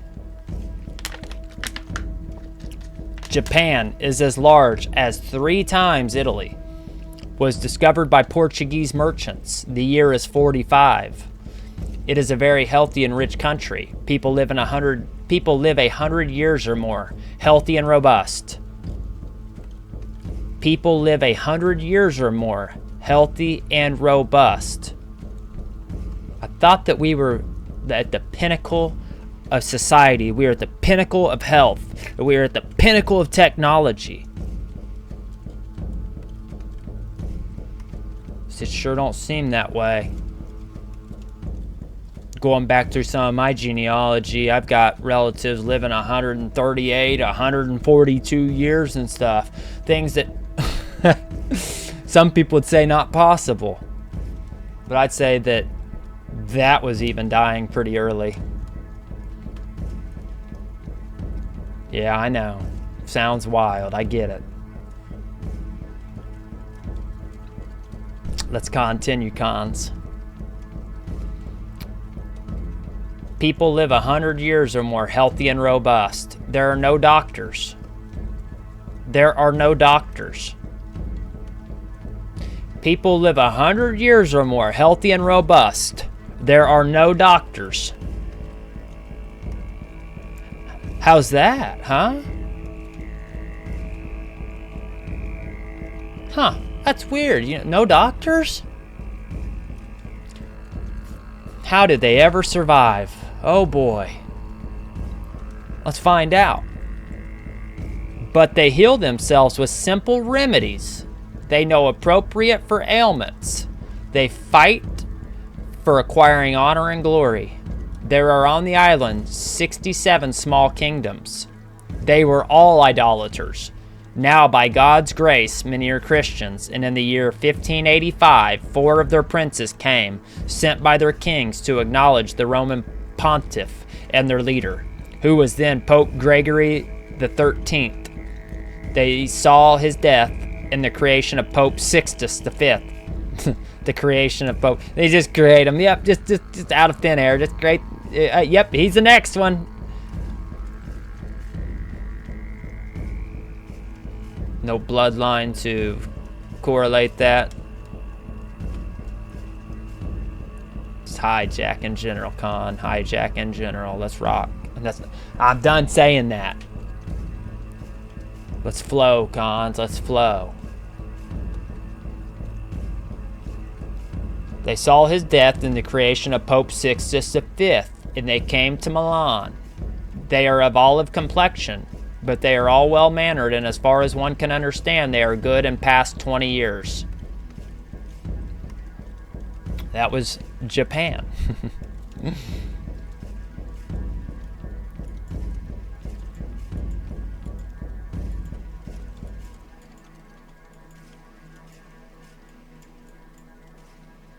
Starting to navigate this pretty decent here. We are steady water. We ain't rocking, we're flowing, Cons. We're flowing.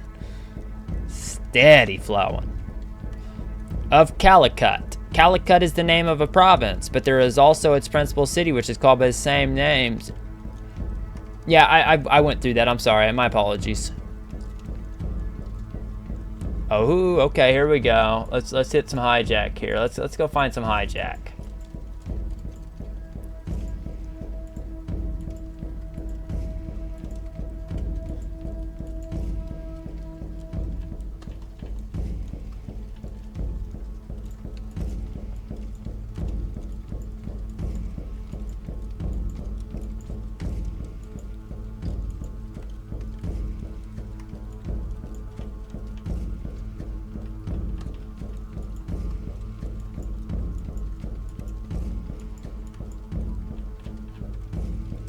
Come on.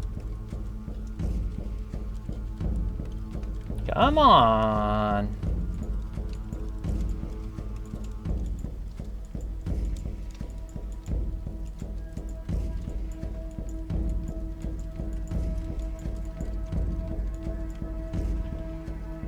All right, here we go.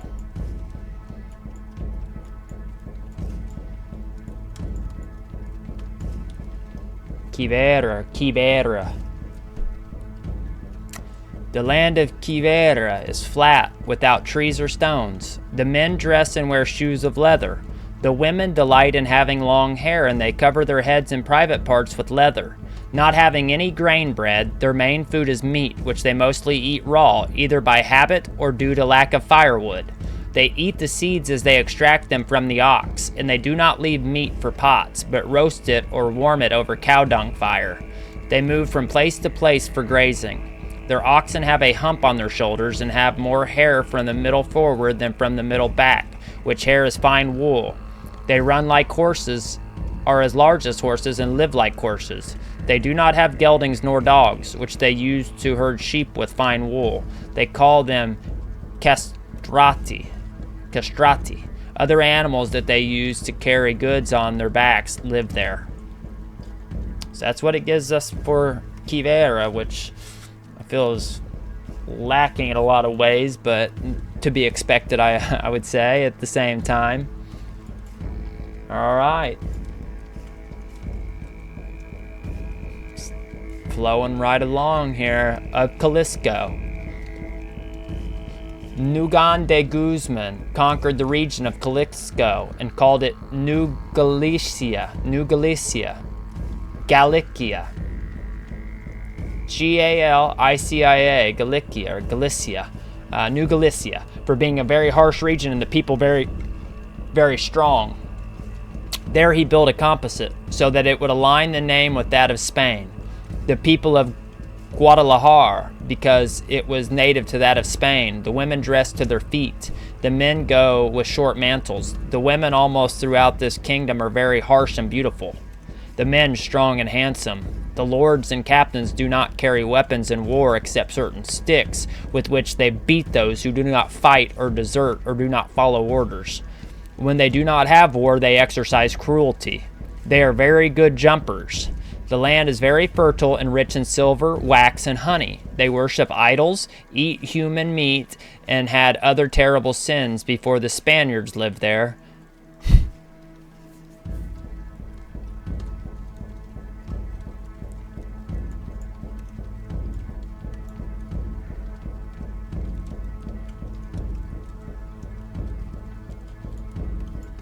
Okay, and under the homie Montezuma here, it says, of the Western India and Mexico, now called New Spain by us, was this king of all other kings, the richest in treasure and of wicked people. When Fernando the rogue broke called Cortez, who made the conquest. Yep, I read that to you guys before there. And now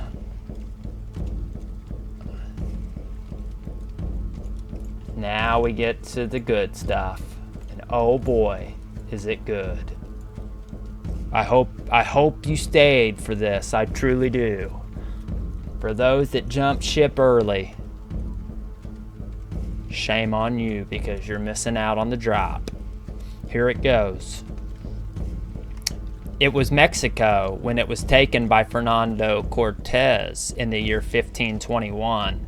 A large city of 70,000 houses. Let me say this one time real quick again. When you're talking Mexico or Mexico, you're talking Meshi.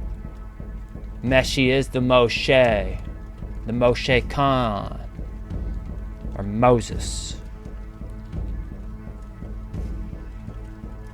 Talking Mexico, man, Mexico. So it was Mexico. It was Mexico when it was taken by Fernando Cortez in the year 1521. A large city of 70,000 houses. 70,000 houses. That of the king and other lords, very large palaces. Very large palaces. And founded on water like Venice. So that was the third one I was thinking of. You have Mexico shown on the water as a huge city, unbelievable. You have Quince, and both I would say India Superior. Both in India Superior.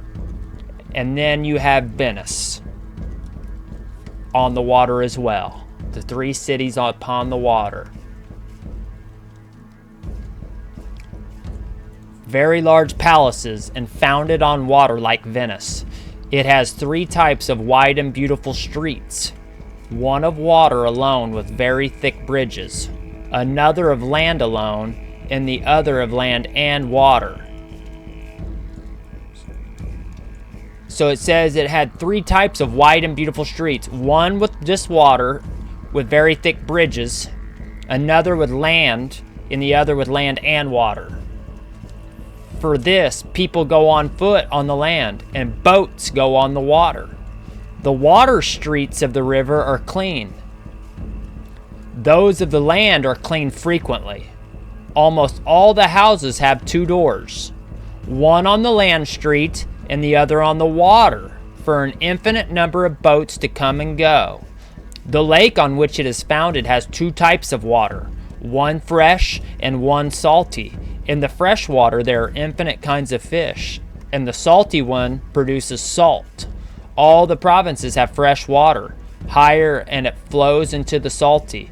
Between the two, they correspond and never lack water, and there are many large and small cities around. The main road crossing is long, and it goes over the lake in two directions, east and west, and is 3 miles long.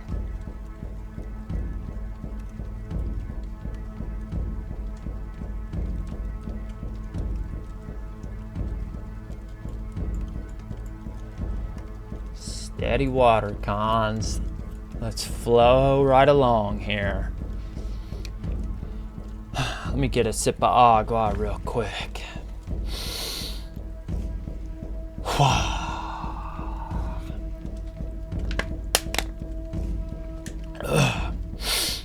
Oh, wow.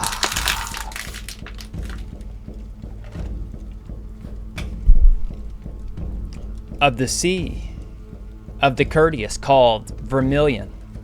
This sea is called of the courteous because it was discovered first and navigated, the captains of Fernando Cortez. The water is glassy and red like that of Egypt. Yes, I read this already too. Okay. Let's continue here. I believe I'm going this way. I believe. No, I'm lying. I'm going this way. Zoom. We're gonna zoom right along here. Yep.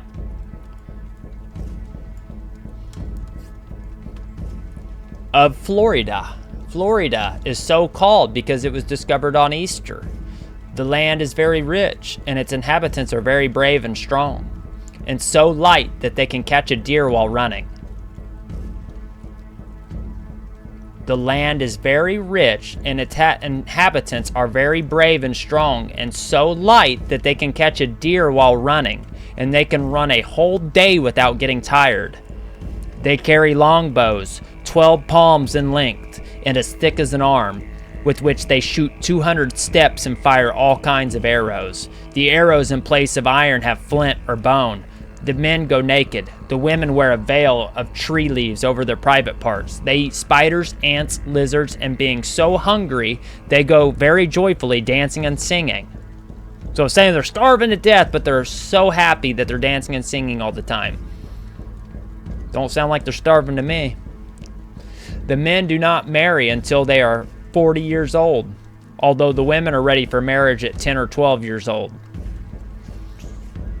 So the men want to be single, man. They want to go out there living it up, running, chasing deer down with their feet, man.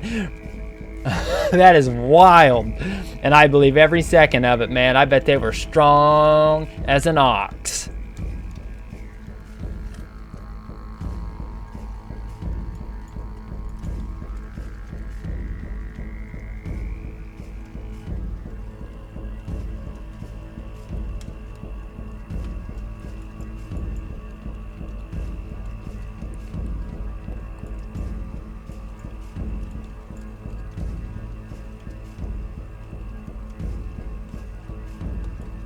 Okay.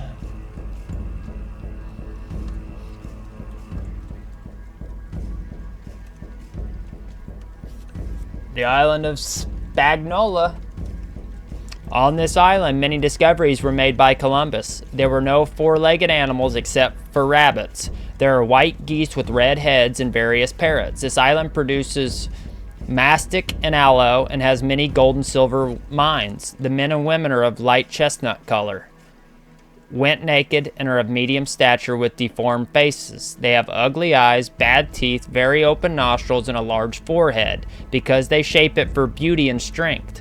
They worship the devil as their principal god, and they paint him in every corner in the form he appears. Women give birth without the help of other women, and immediately after giving birth, they go to the nearby river to wash themselves and the baby, and the air does them no harm.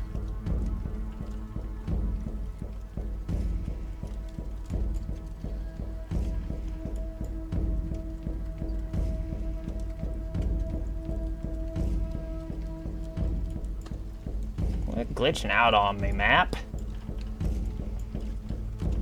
Quit being like that. Quit being like that. I give up on that. That's fine. Della Isole Lucae, Leucae is what it says there, of the Lucae Islands. The Lucae Islands are more than 400, all small except Lucae, from which all the others take their name. The people are scattered. There are beautiful women. They go naked except in winter when there are dances, because then they put on a garment made of wonderfully worked feathers and large plumes. The virgins wear a belt of pearls with leaves and families when they are married. The married ones indulge in pleasures. Their riches are witches of pearls. They wear crowns and necklaces of certain stones like rubies on their necks, arms, and legs. In these islands, there are so many pigeons and other birds that neighbors from other countries come to see them, and we render one of the banks full of said birds.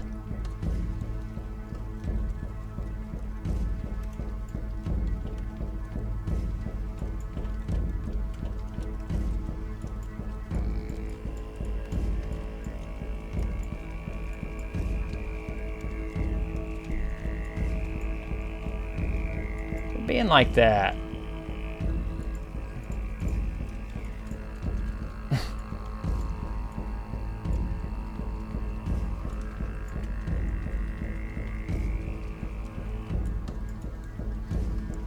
My apologies.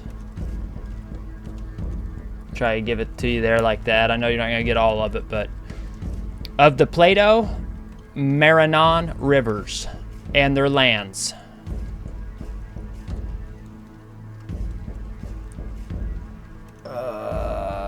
What did I do here? How did I manage that? Okay.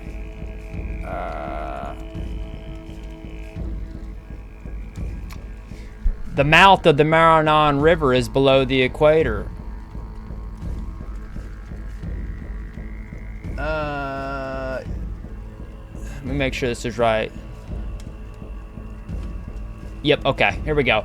The mouth of the Maranon River is below the equator and has many inhabited islands. The men of these countries wear earrings and 3 rings on their lips, which are pierced for beauty. They make bread and balsam and date wine, which is good, and they have emeralds and fine gems. The Platte River, has its mouth of 75 miles like the Nile. And all those who live along the river eat human flesh and go almost naked and are great warriors and carry a club of wood with a strong and good rope with which, beating the enemies, turning the club, they take them and drag them to eat them. The country is fertile and healthy. Here is found a fish very similar to the human body and a snake called a rattle because when walking it sounds like a rattle. And these countries have silver, pearls, and gems of money.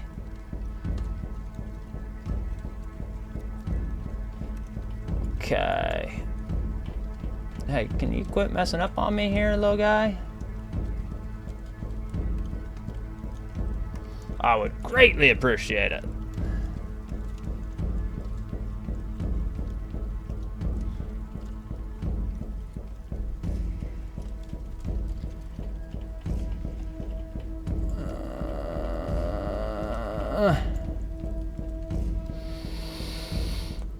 Oh, wow.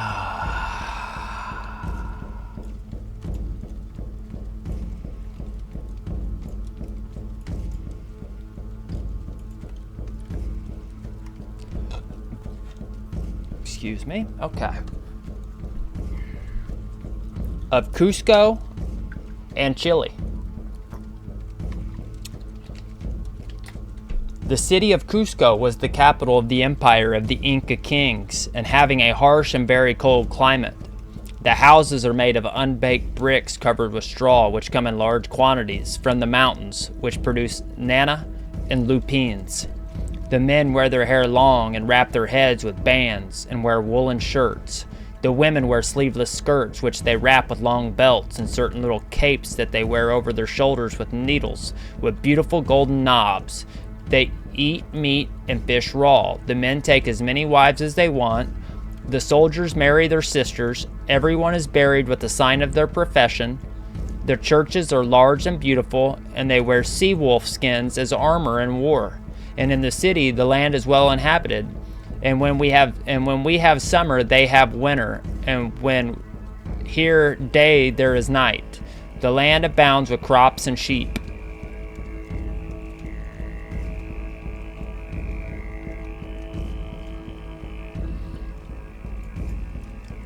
Okay.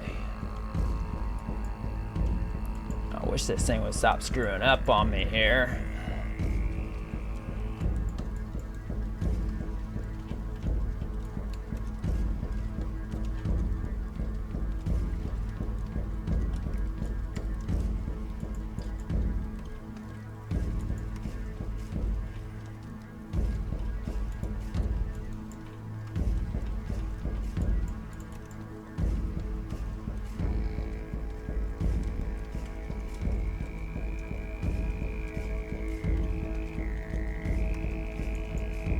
You know what? Let me refresh this real quick.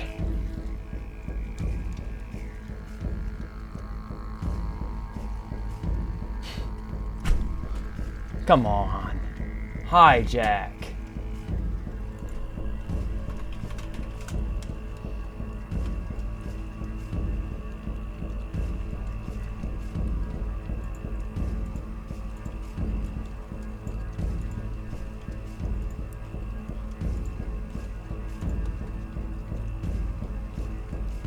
Thank you.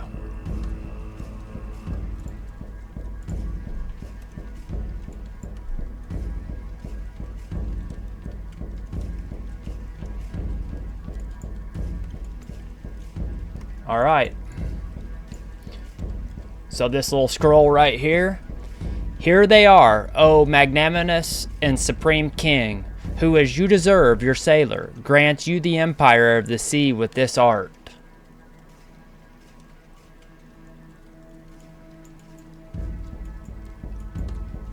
All right, and then this big one right here.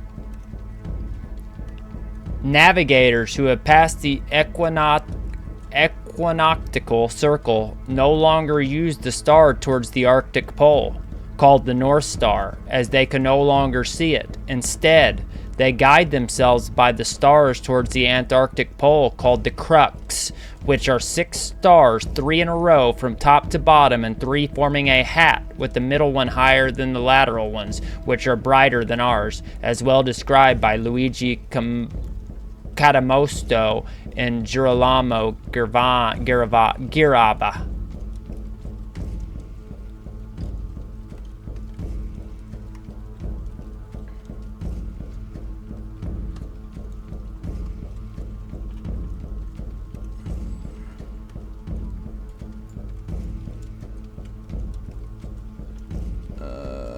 Wonder where that is at.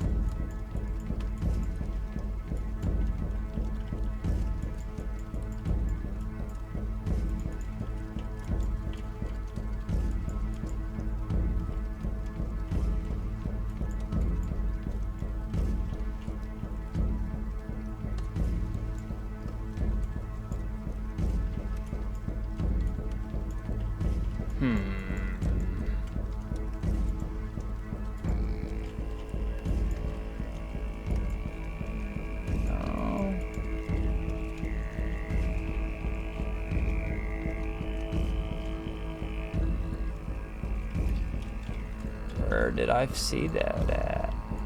I don't know where I pulled this translation from, Cons.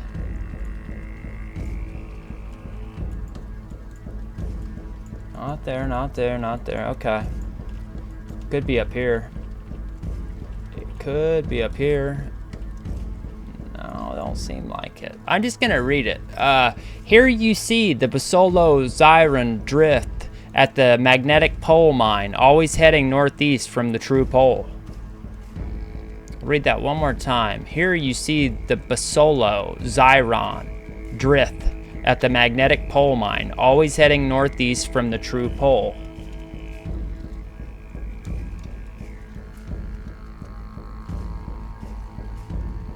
Okay.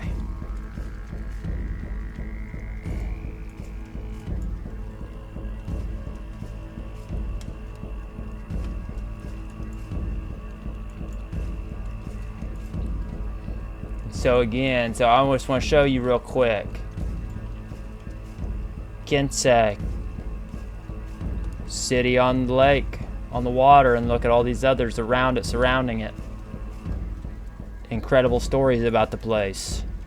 And then drop, you were wondering what this place was? It's Japan, Khan. It's Japan. I know. And go back to my translation on Japan. It was talking about how big it was. How monstrously big it was. So that's Japan popping off right there, Khan.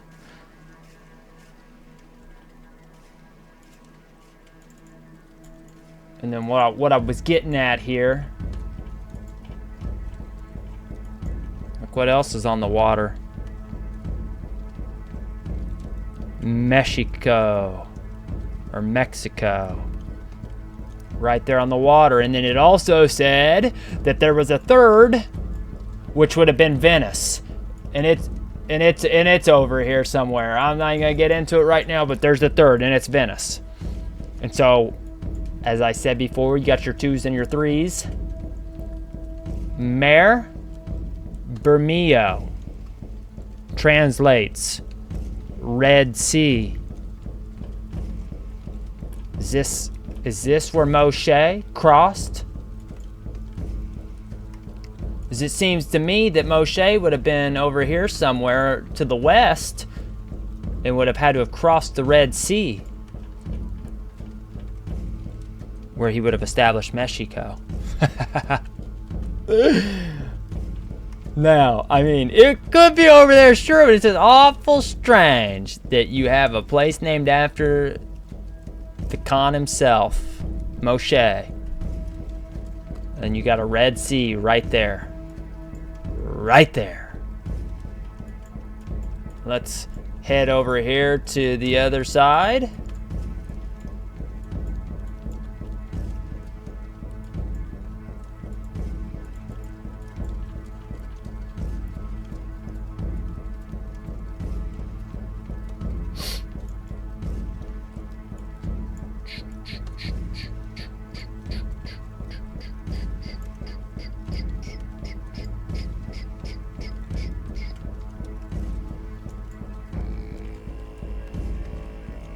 All right.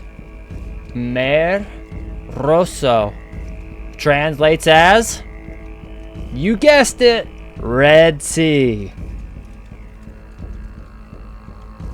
Phantoms and duplications.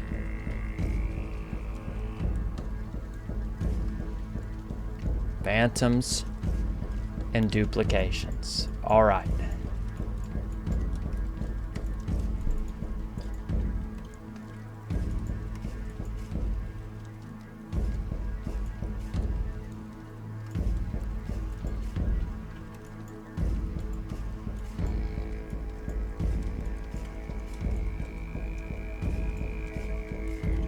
All right.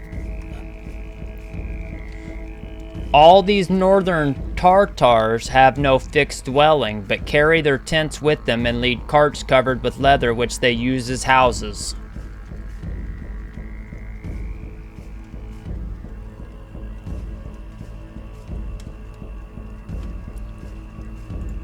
Let me get this real quick here.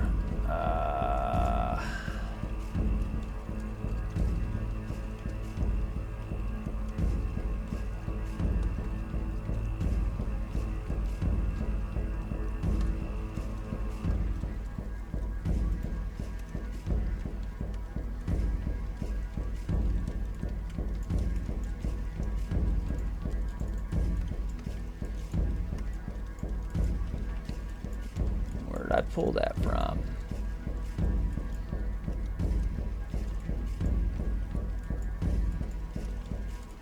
Once again, Arzaret, du sono dice tribu de Israel.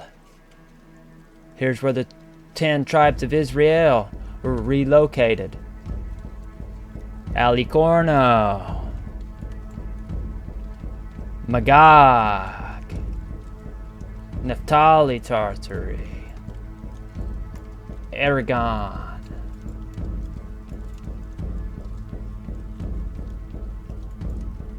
Mangi or Mangu, Kensei.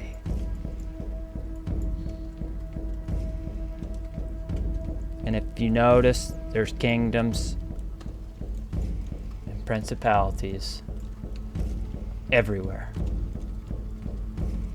Now, I gotta find where I pulled this from. Oh, where did I get that from? I've got to, I have to find this. I have to. You know what? Did I screw up? Is it over here instead? It's possible.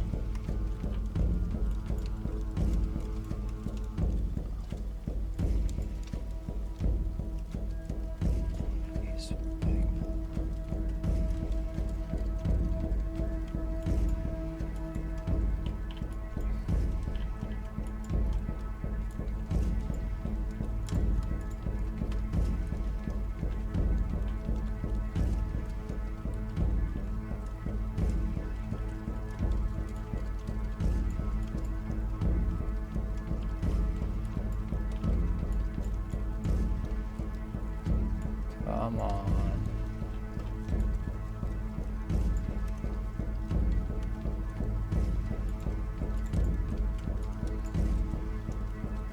It's not it. I'm close. I'm gonna read it real quick, just because I could spend forever trying to find this. When the Spaniards discovered these countries, there were cannibals. Anthropophagi who ate human flesh, very strong, who still, shooting with bows and arrows, depopulated the neighbors because of their cruelty. Oh, I bet I was yeah. I bet it was down here somewhere. I've been all over the place trying to just grab from some places. Yep, here's where it was, right here. This is where it said it. That block of text right there, Khan. So,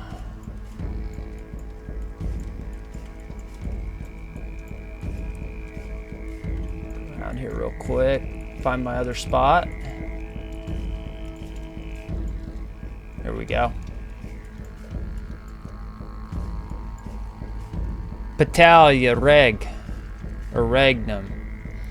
In these countries, it is not permitted that a foreigner lives, and all go naked, and they are very white. In these countries, it is not permitted that a foreigner lives, and all go naked, and they are very white.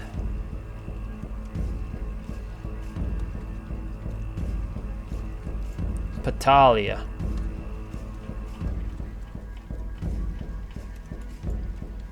Well, that ain't no man though. That ain't no white or pale man. That ain't no very white man at all. That's a centurion.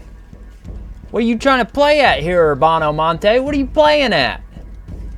Very white. Yeah, they're very white too. So am I. But I don't look like that.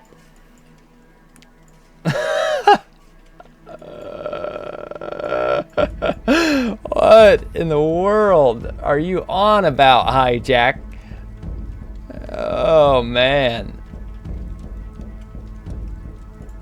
Hijack at its finest. Okay, going up towards the true Jerusalem.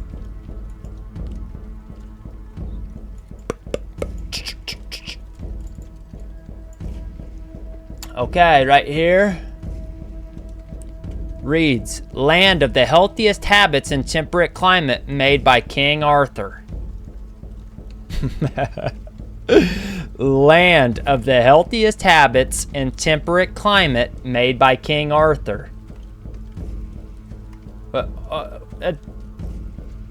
to the Hijack, that doesn't even exist. None of this exists up here. Greenland is about as far as you're gonna get. So, talking King Arthur? You talking knights? And I'm telling you that King Arthur ties directly in with El Preste Juan. It all roads lead back to Prester John.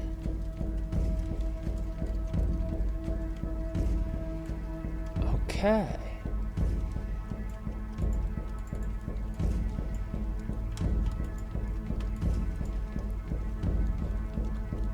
The ocean is such that it always carries under the pole another great-granddaughter, honest man. Feel like that's not right once it gets to the great-granddaughter. But what it says originally is the ocean is such that it always carries under the pole. And then it's having trouble reading some of this. That's not right. That ending's not right, Cons. But we caught it. That's all right. We caught it. The ocean is such that it always carries under the pole. We'll go back to that. We'll touch on that again, or somebody else can touch on it for me. Whatever you want to do. However you want to do it. All right here, this text. That inhabit pygmies, that great of 4 palms.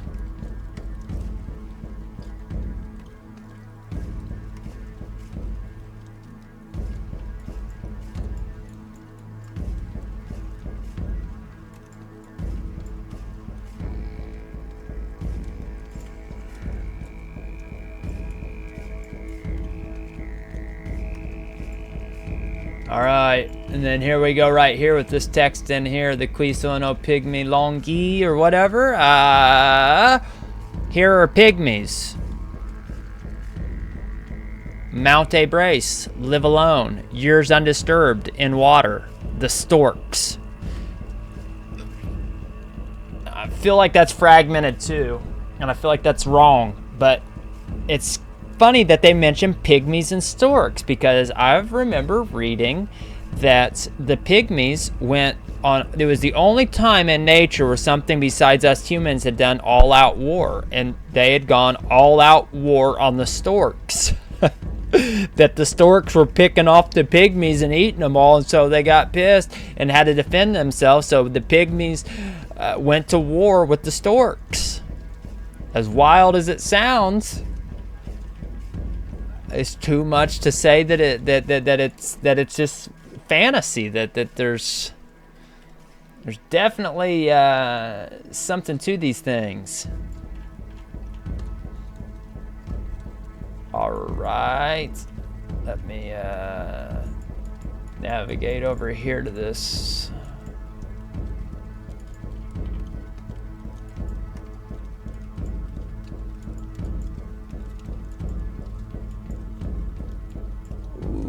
Where's it at? Oh, here we go.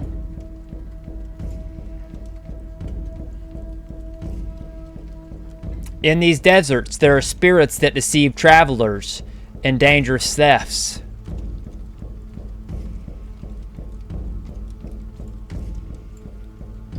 And then right here, this is talking about this Amalako. Here are found animals with the face of a maiden, the body of a lion, and the tail of a scorpion. Here are found animals with the face of a maiden, the body of a lion, and the tail of a scorpion.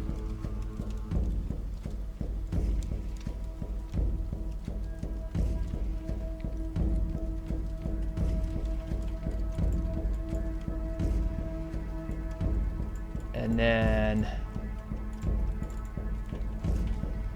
what this says over here around Kivera. Oh, yep, right there, right around Kivera. I was right. Okay. It says Ichabini, who stay in the countryside like the Tartars. The Ichabini, who stay in the countryside like the Tartars.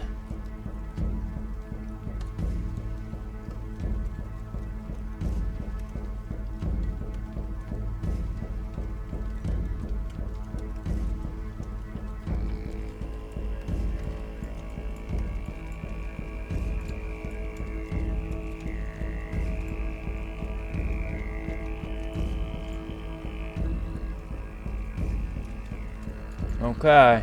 No beginning. The inhabitants of these countries do not want trade with foreigners, nor their friendship, and it is prohibited by their kings under severe penalties, and they are idolaters. I like how they just got to throw that out there, too, and they're idolaters.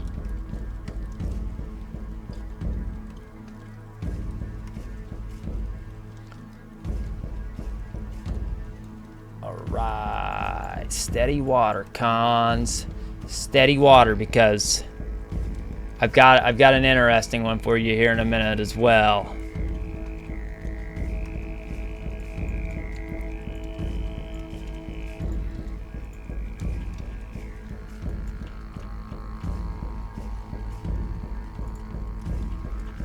Alright.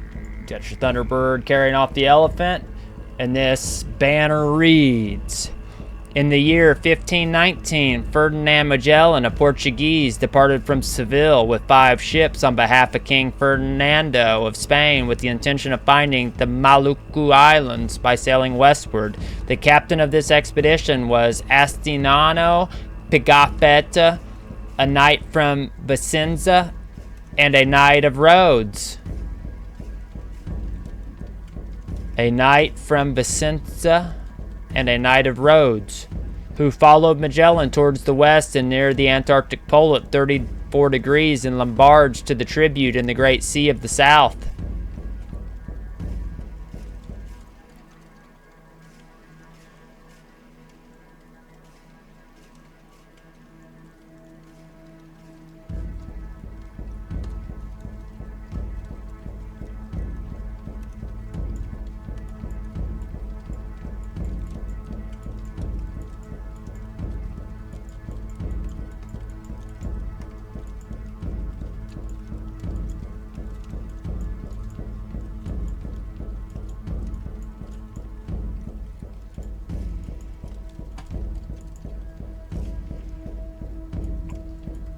This real quick now. It follows of the king of China. This king has a palace covered with straw which surrounds the guard of his men, maintaining unity. He is a very corrupt prince, and when one of his ministers has governed his kingdom and has been found guilty of some injustice towards his subjects, he has them escorted in public. He and his people are idolaters, but Italy is said to have greatest veneration, is said to have the entire cross, because the cross is where the seat of faith is held. And among blessed Thomas the Apostle, whose body and germ have been, when it is incomparable, which is brought in good and considered the good that politeness and civilization that these people show.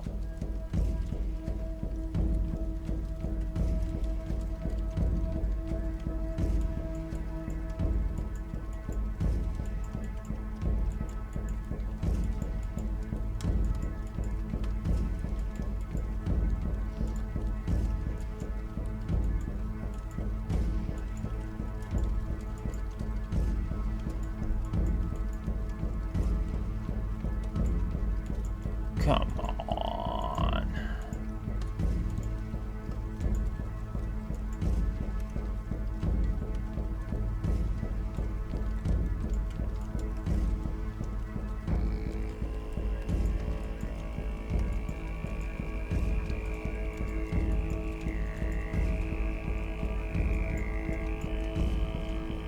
Okay. Of the Yucatan Peninsula, the men of the country are brave and fight with slings, lances, bows, and arrows with 2 scimitars, and wear helmets covered with naked skin. They paint their faces, arms, and bodies red or black and wear large plumes. They pierce their ears up to the forehead, which makes them look bald. They braid their hair, which they wear long down to the cup. They do not steal nor eat human flesh, although they sacrifice it. They hunt valiantly and fish, so they have much honey and wax, but they do not know how to make candles from it. They work with mosaics. Each land has its temple, and they have many cotton crosses together with their gods on the altars.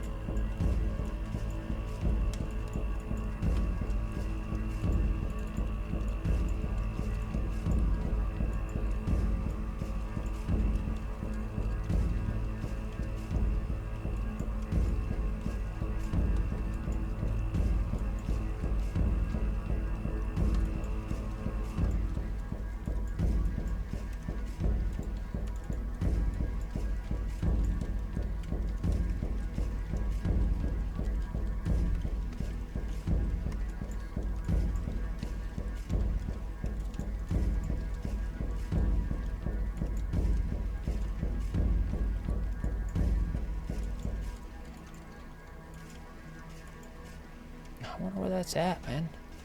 Okay, I'm just gonna read it here real quick. Of the Moluccas, the Moluccas Islands are many and produce cloves, cinnamon, ginger, nutmeg, and white sandalwood. The main ones are Tidor, Ternate, Mahi, and Batchian. They are not very large nor very distant from each other. The king of Tidor wears only a shirt, marvelously embroidered, and is girded with a white cloth up to inside, and wears a silk veil on his head in the form of a mitre.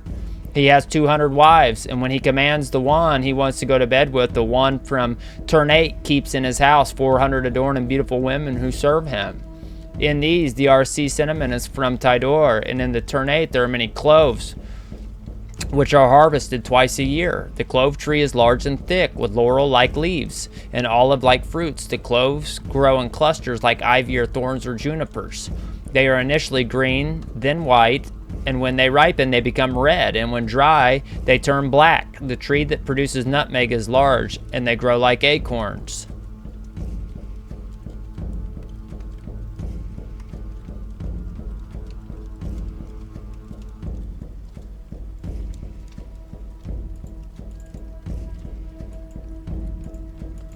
Like, just down to a few of these, and it's getting harder and harder to find it.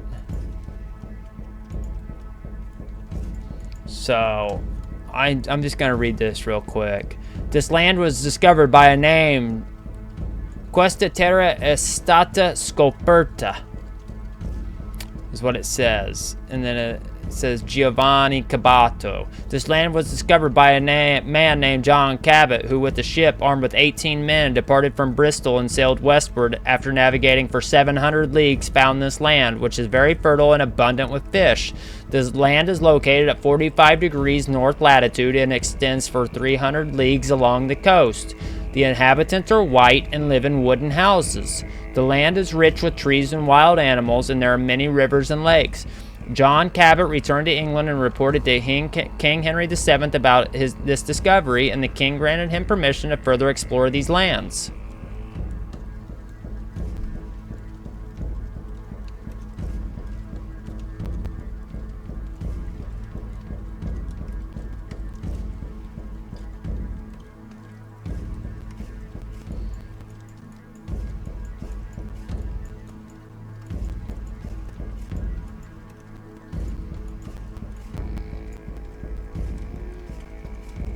Of Spain. This point by the writers has been likened much to Italy for the similarity of the beauty of the country, for the fertility of the intellects, and for the abundance and greatness of the fruits, and also for being near the fortunate sun under the fourth climate, which is a land of excellent temperance in everything.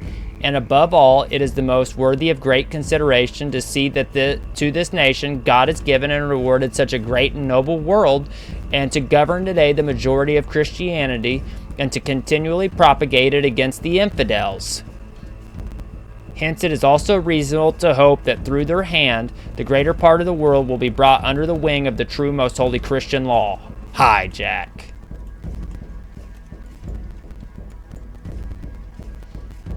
Della Francia. The memories of this great and very valiant nation, after what Caesar wrote, having always been growing for almost 400 years under the Roman Empire, in the rest of the things for 1100 and more years under the French themselves. They used to be, along with the kings, many great lords and princes, like those of Provence, the dukes of Normandy, Brittany, Anjou, Lorraine, and Burgundy, and others. But now almost everything is either alienated from the crown or taken under it, leaving only the name. The French are courageous men, blonde, more given to war than to letters.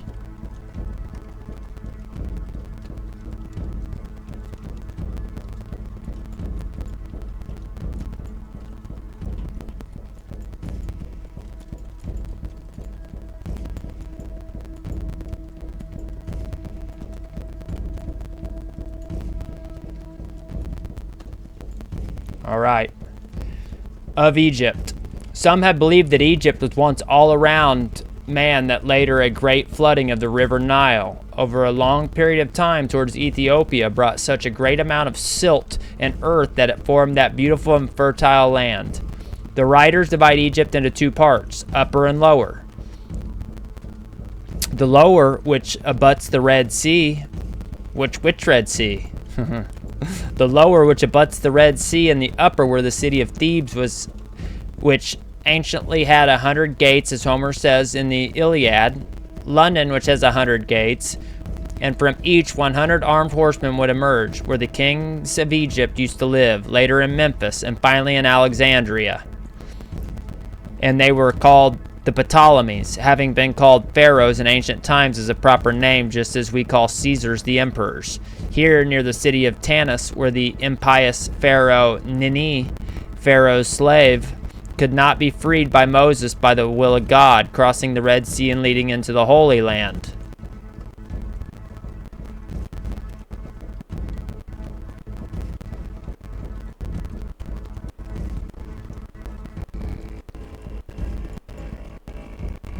Oh, wow!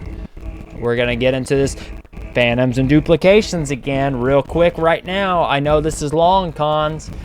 Break it up however you've got to. But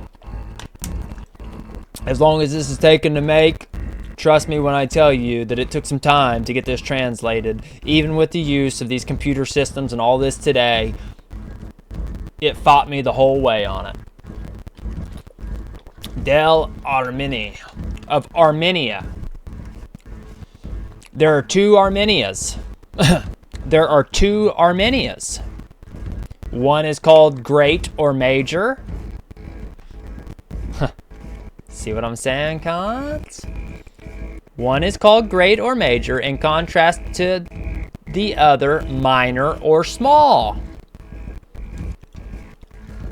Armenia Major, Armenia Minor. India Superior, India Inferior. Asia Major, Asia Minor. Arab Proper, Arab Improper. Red Sea here, Red Sea there.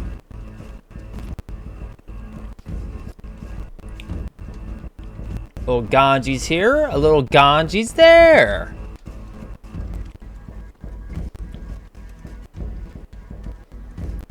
In the major one, Noah's Ark rested after the flood. They say it can still be seen there in Crimea. In that province are the three named rivers, Euphrates, Tigris, and Eros. These provinces are Christian, but part of them are our heretics of the past years. These provinces are Christian, but part of them are our heretics of the past years.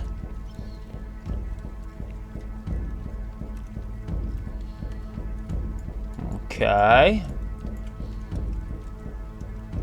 And I read this already. Maybe I haven't. I feel like I have. Maybe I haven't, but I thought I looked up Holy Land for you earlier, Terra Santa. But just to be sure, I want to just make sure I got it. So if I duplicate it, just call me Hijack, I guess, man. That's what they do. I'm just doing it on accident, and I'm not duplicating it to something else. I'm gonna give you the same thing twice. I'm not gonna change it up on you here. I'm not gonna hijack you, cons. Just flow with it, con.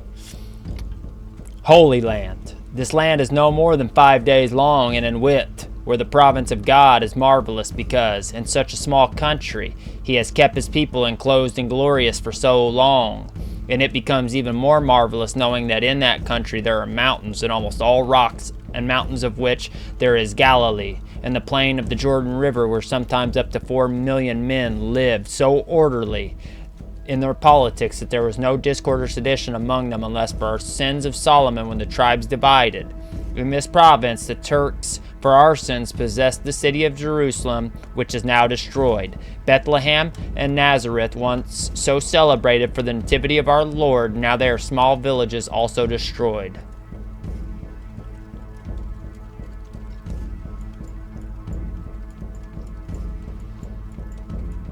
I'm on the hunt again, cons. I'm on the hunt again.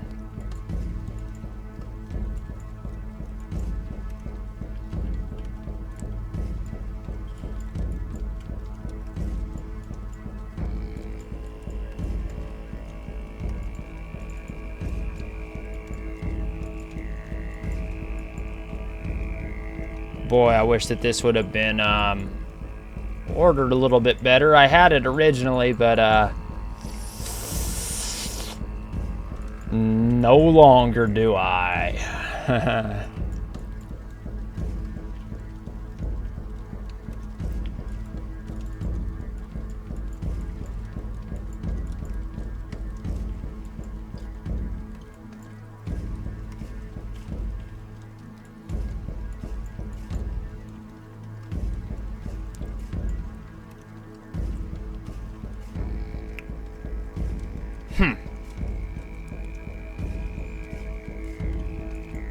I don't know where it's at on here.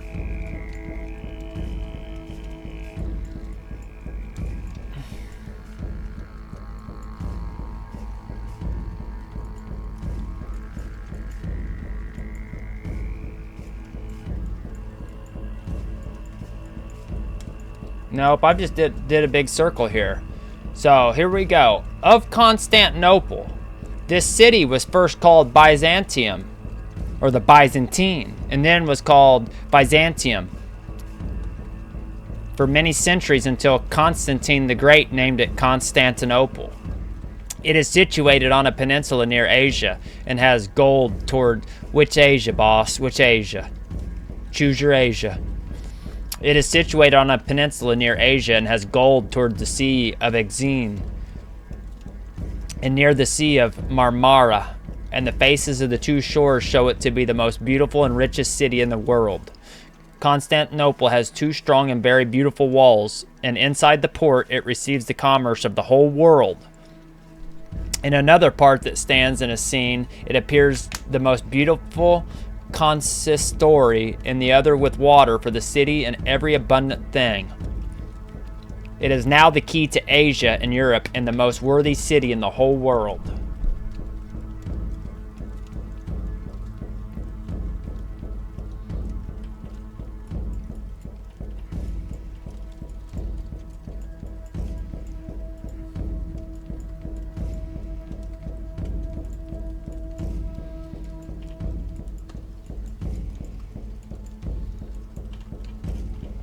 Okay, right here next to Kibera.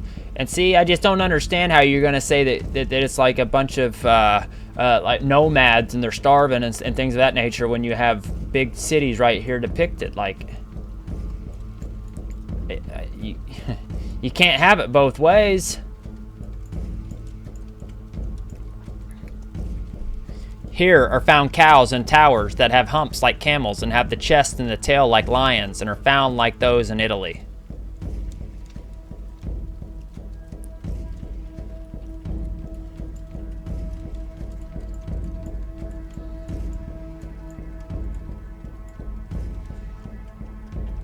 Right, and then right here. When these countries were discovered, men and women were found there very large, almost giants, and they wear their hair at the waist without beards and naked.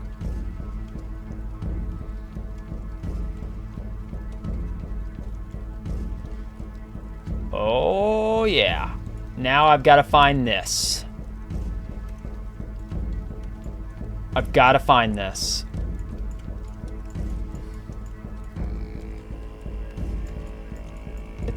Gotta be.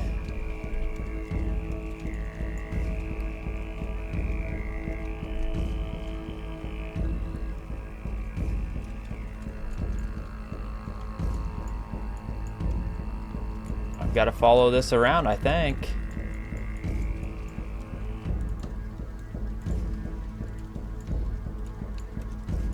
Yep.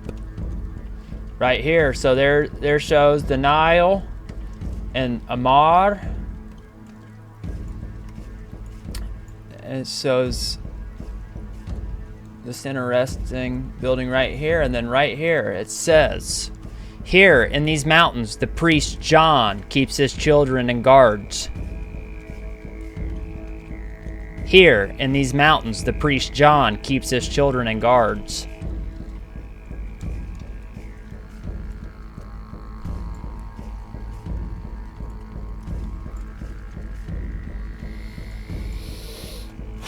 Oh, wow! Again, Red Sea.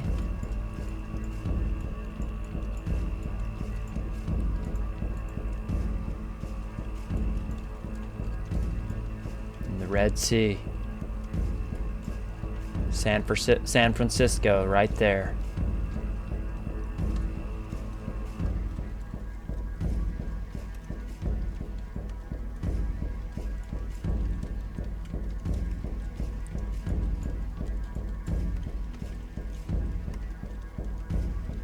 Mexico.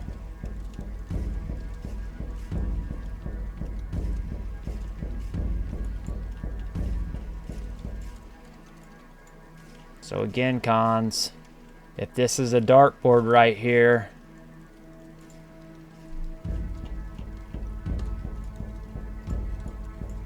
right on target. Right on target. Bullseye. All right, cons. I'm sure that there's plenty more to go on here. I feel that I've gotten a very, very, very, very, very large chunk of it. Now, with that being said, like I said, these are rough, very rough translations. So forgive me for any mistakes that may have been made. But I hope that we can come together and break this thing all the way down. Break it all the way down. And there's a lot more things I want to show you. And we will get to that very, very soon. So Con, I hope that you learned something. I know that I did by doing this. It really reinforced the idea of there being 2 and 3 copies, duplications, phantoms, all over the place. Many things duplicated. Taken from the west, copied to the east, or however you want to put it, because everything's been flipped. East to west, west to east, flippy floppy, hijack special. But we're beginning to see clearly. The Dracons are waking up. The seed of David returns. The seed of Dawi.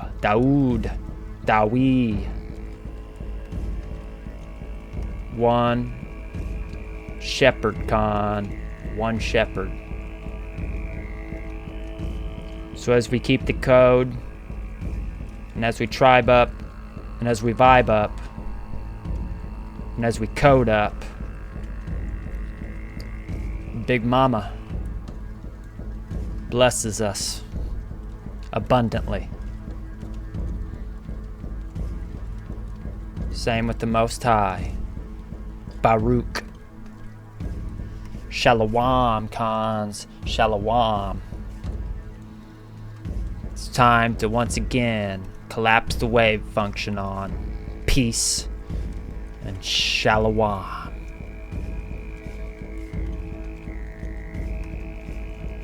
love you guys. I'll see you in the next one. Oh, wow!